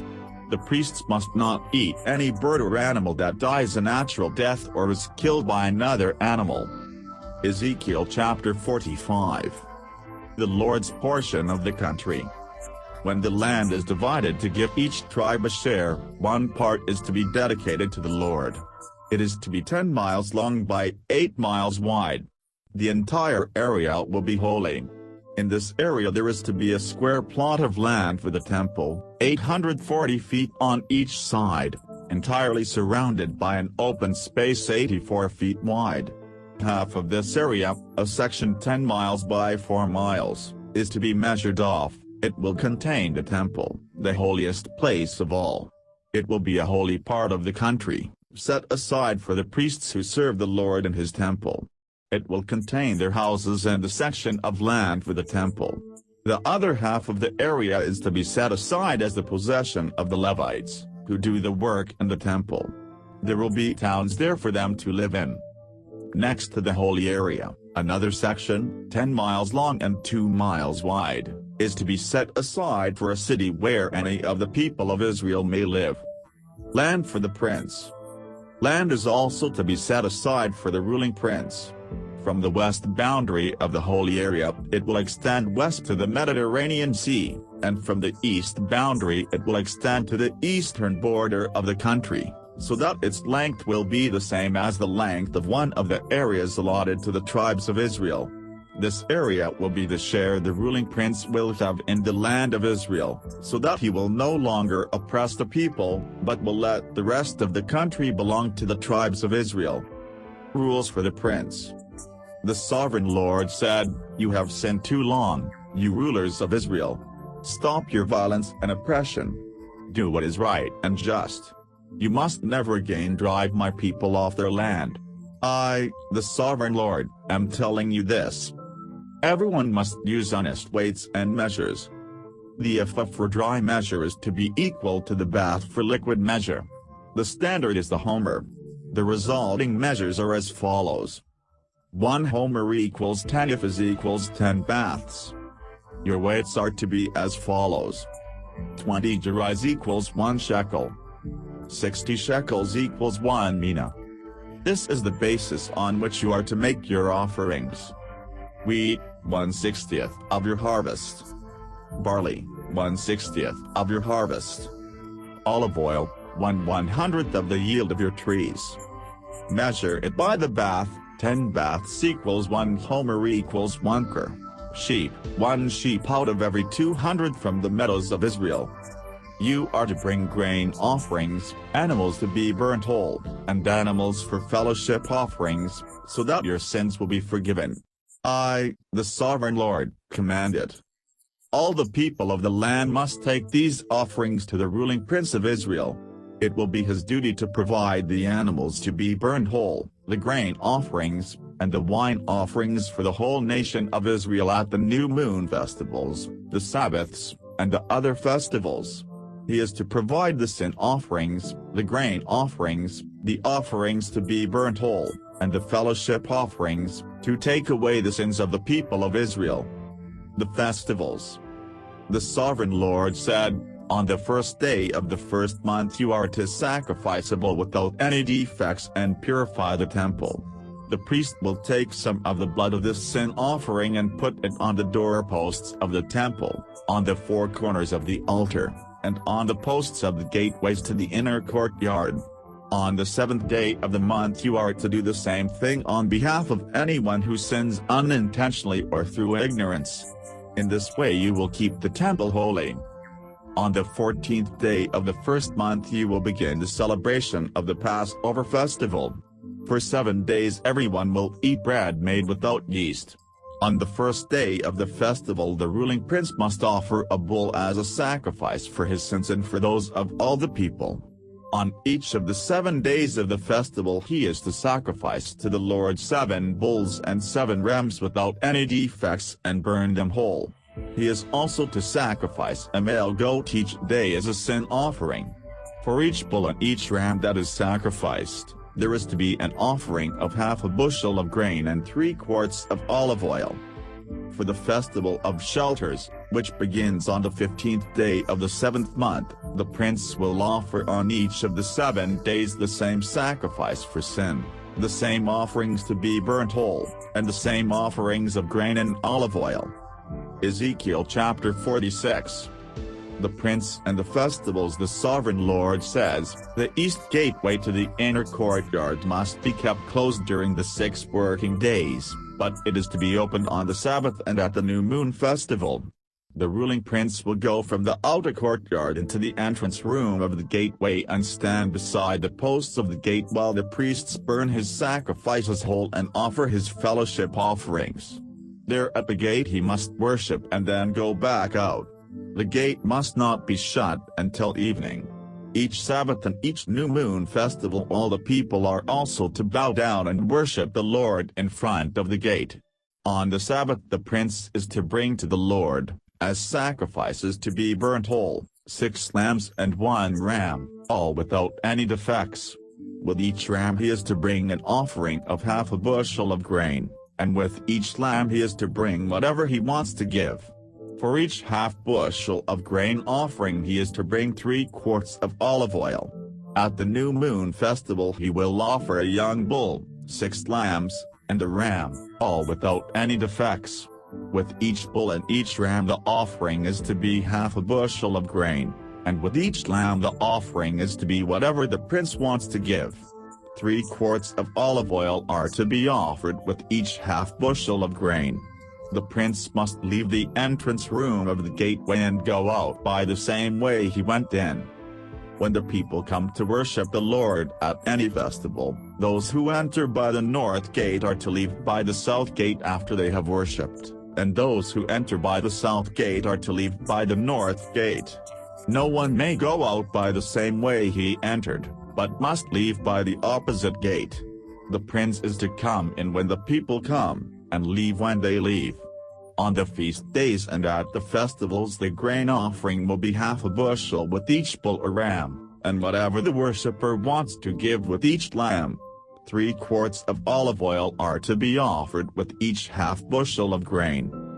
When the ruling prince wants to make a voluntary offering to the Lord, either an offering to be burnt whole or fellowship offering, the east gate to the inner courtyard will be open for him. He is to make the offering in the same way he does on the Sabbath, and the gate is to be closed after he goes back out.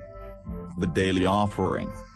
The Lord says, every morning a 1-year-old lamb without any defects is to be burnt whole as an offering to the Lord.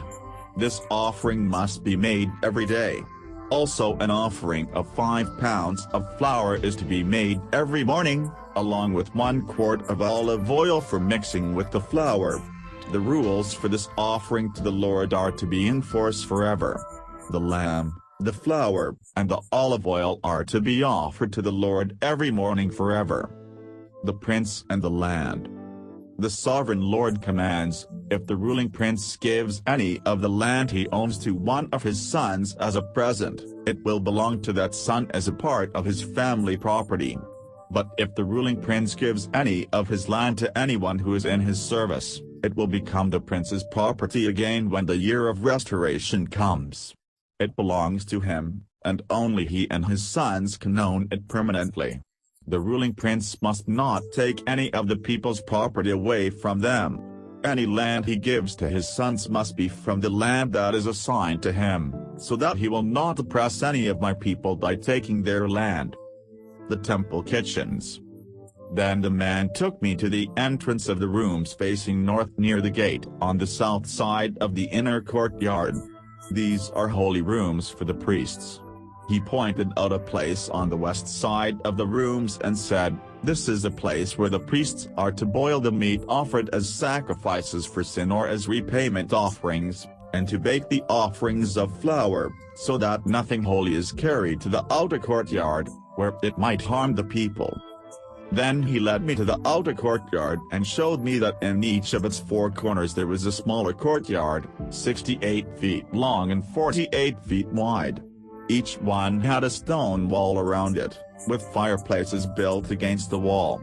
The man told me, these are the kitchens where the temple servants are to boil the sacrifices the people offer. Ezekiel chapter 47. The stream flowing from the temple. The man led me back to the entrance of the temple. Water was coming out from under the entrance and flowing east, the direction the temple faced. It was flowing down from under the south part of the temple past the south side of the altar.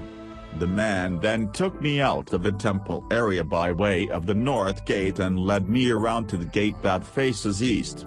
A small stream of water was flowing out at the south side of the gate. With his measuring rod the man measured 560 yards downstream to the east and told me to wade through the stream there.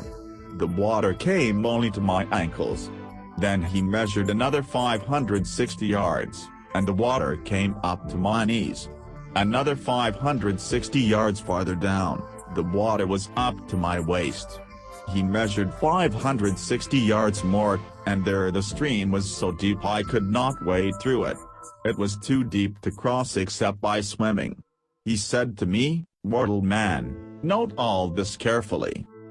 Then the man took me back to the river bank, and when I got there, I saw that there were very many trees on each bank.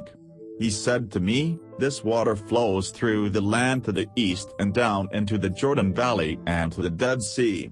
When it flows into the Dead Sea, it replaces the salt water of that sea with fresh water.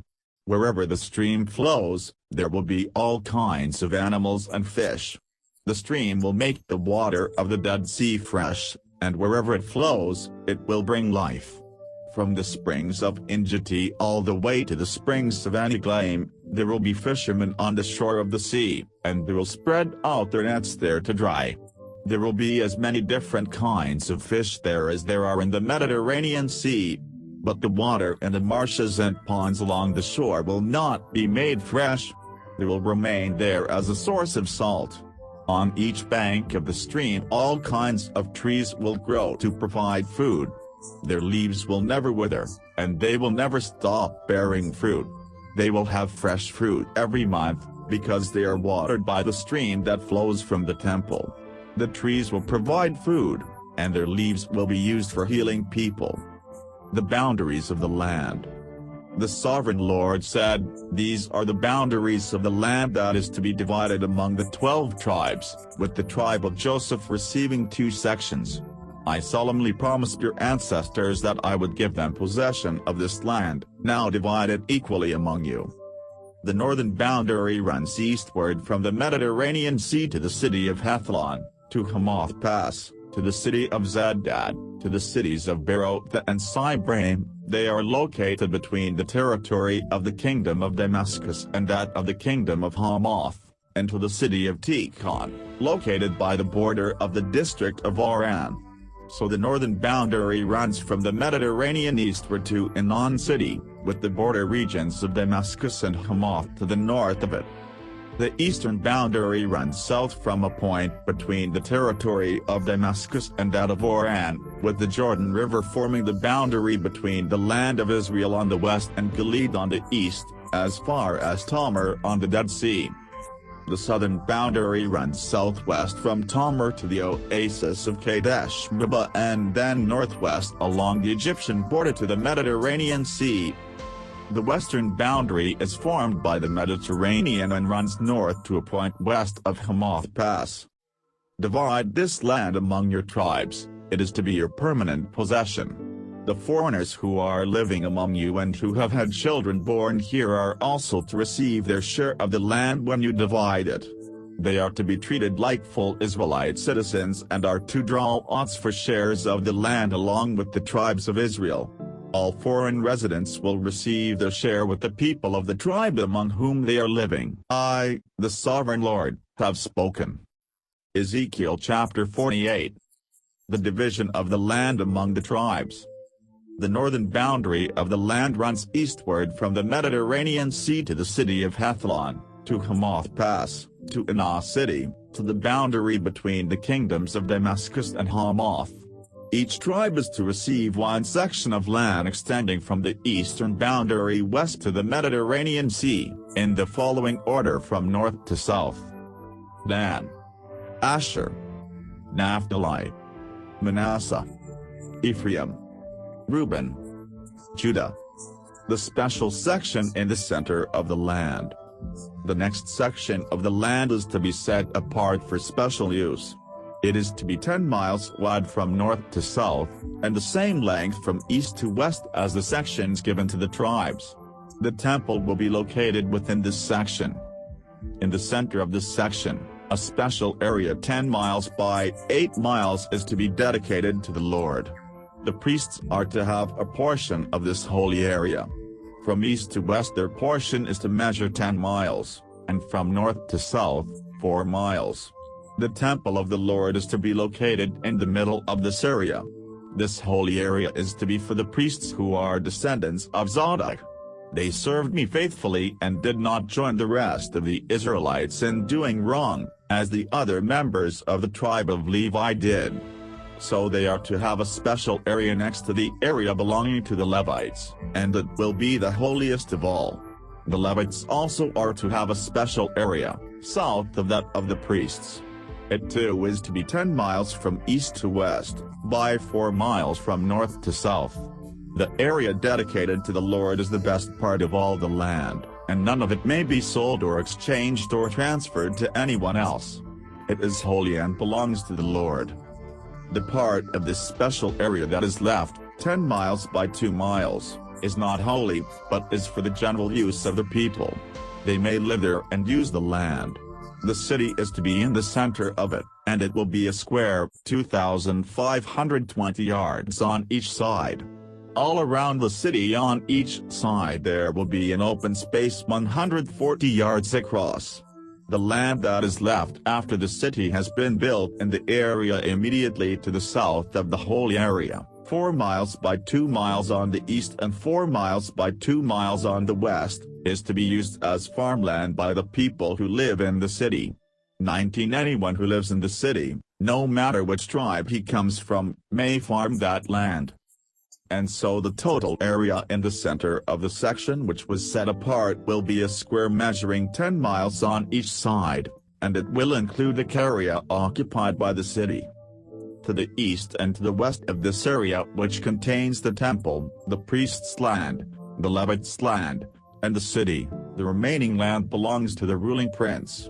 It reaches east to the eastern boundary and west to the Mediterranean Sea, and is bounded on the north by the section belonging to Judah and on the south by the one belonging to Benjamin. Land for the other tribes. South of the special section, each of the remaining tribes is to receive one section of land running from the eastern boundary west to the Mediterranean Sea, in the following order from north to south: Benjamin, Simeon, Issachar, Zebulun, Gad. On the south side of the portion given to the tribe of Gad, the boundary runs southwest from Tamar to the oasis of Kadesh, and then northwest along the Egyptian border to the Mediterranean Sea. The sovereign Lord said, that is the way the land is to be divided into sections for the tribes of Israel to possess. The gates of Jerusalem. There are 12 entrances to the city of Jerusalem. Each of the 4 walls measures 2,520 yards and has 3 gates in it, each named for one of the tribes. The gates in the north wall are named for Reuben, Judah, and Levi, those in the east wall, for Joseph, Benjamin, and Dan, those in the south wall, for Simeon, Issachar, and Zebulun, and those in the west wall are named for Gad, Asher, and Naphtali. The total length of the wall on all 4 sides of the city is 10,080 yards. The name of the city from now on will be "The Lord is Here."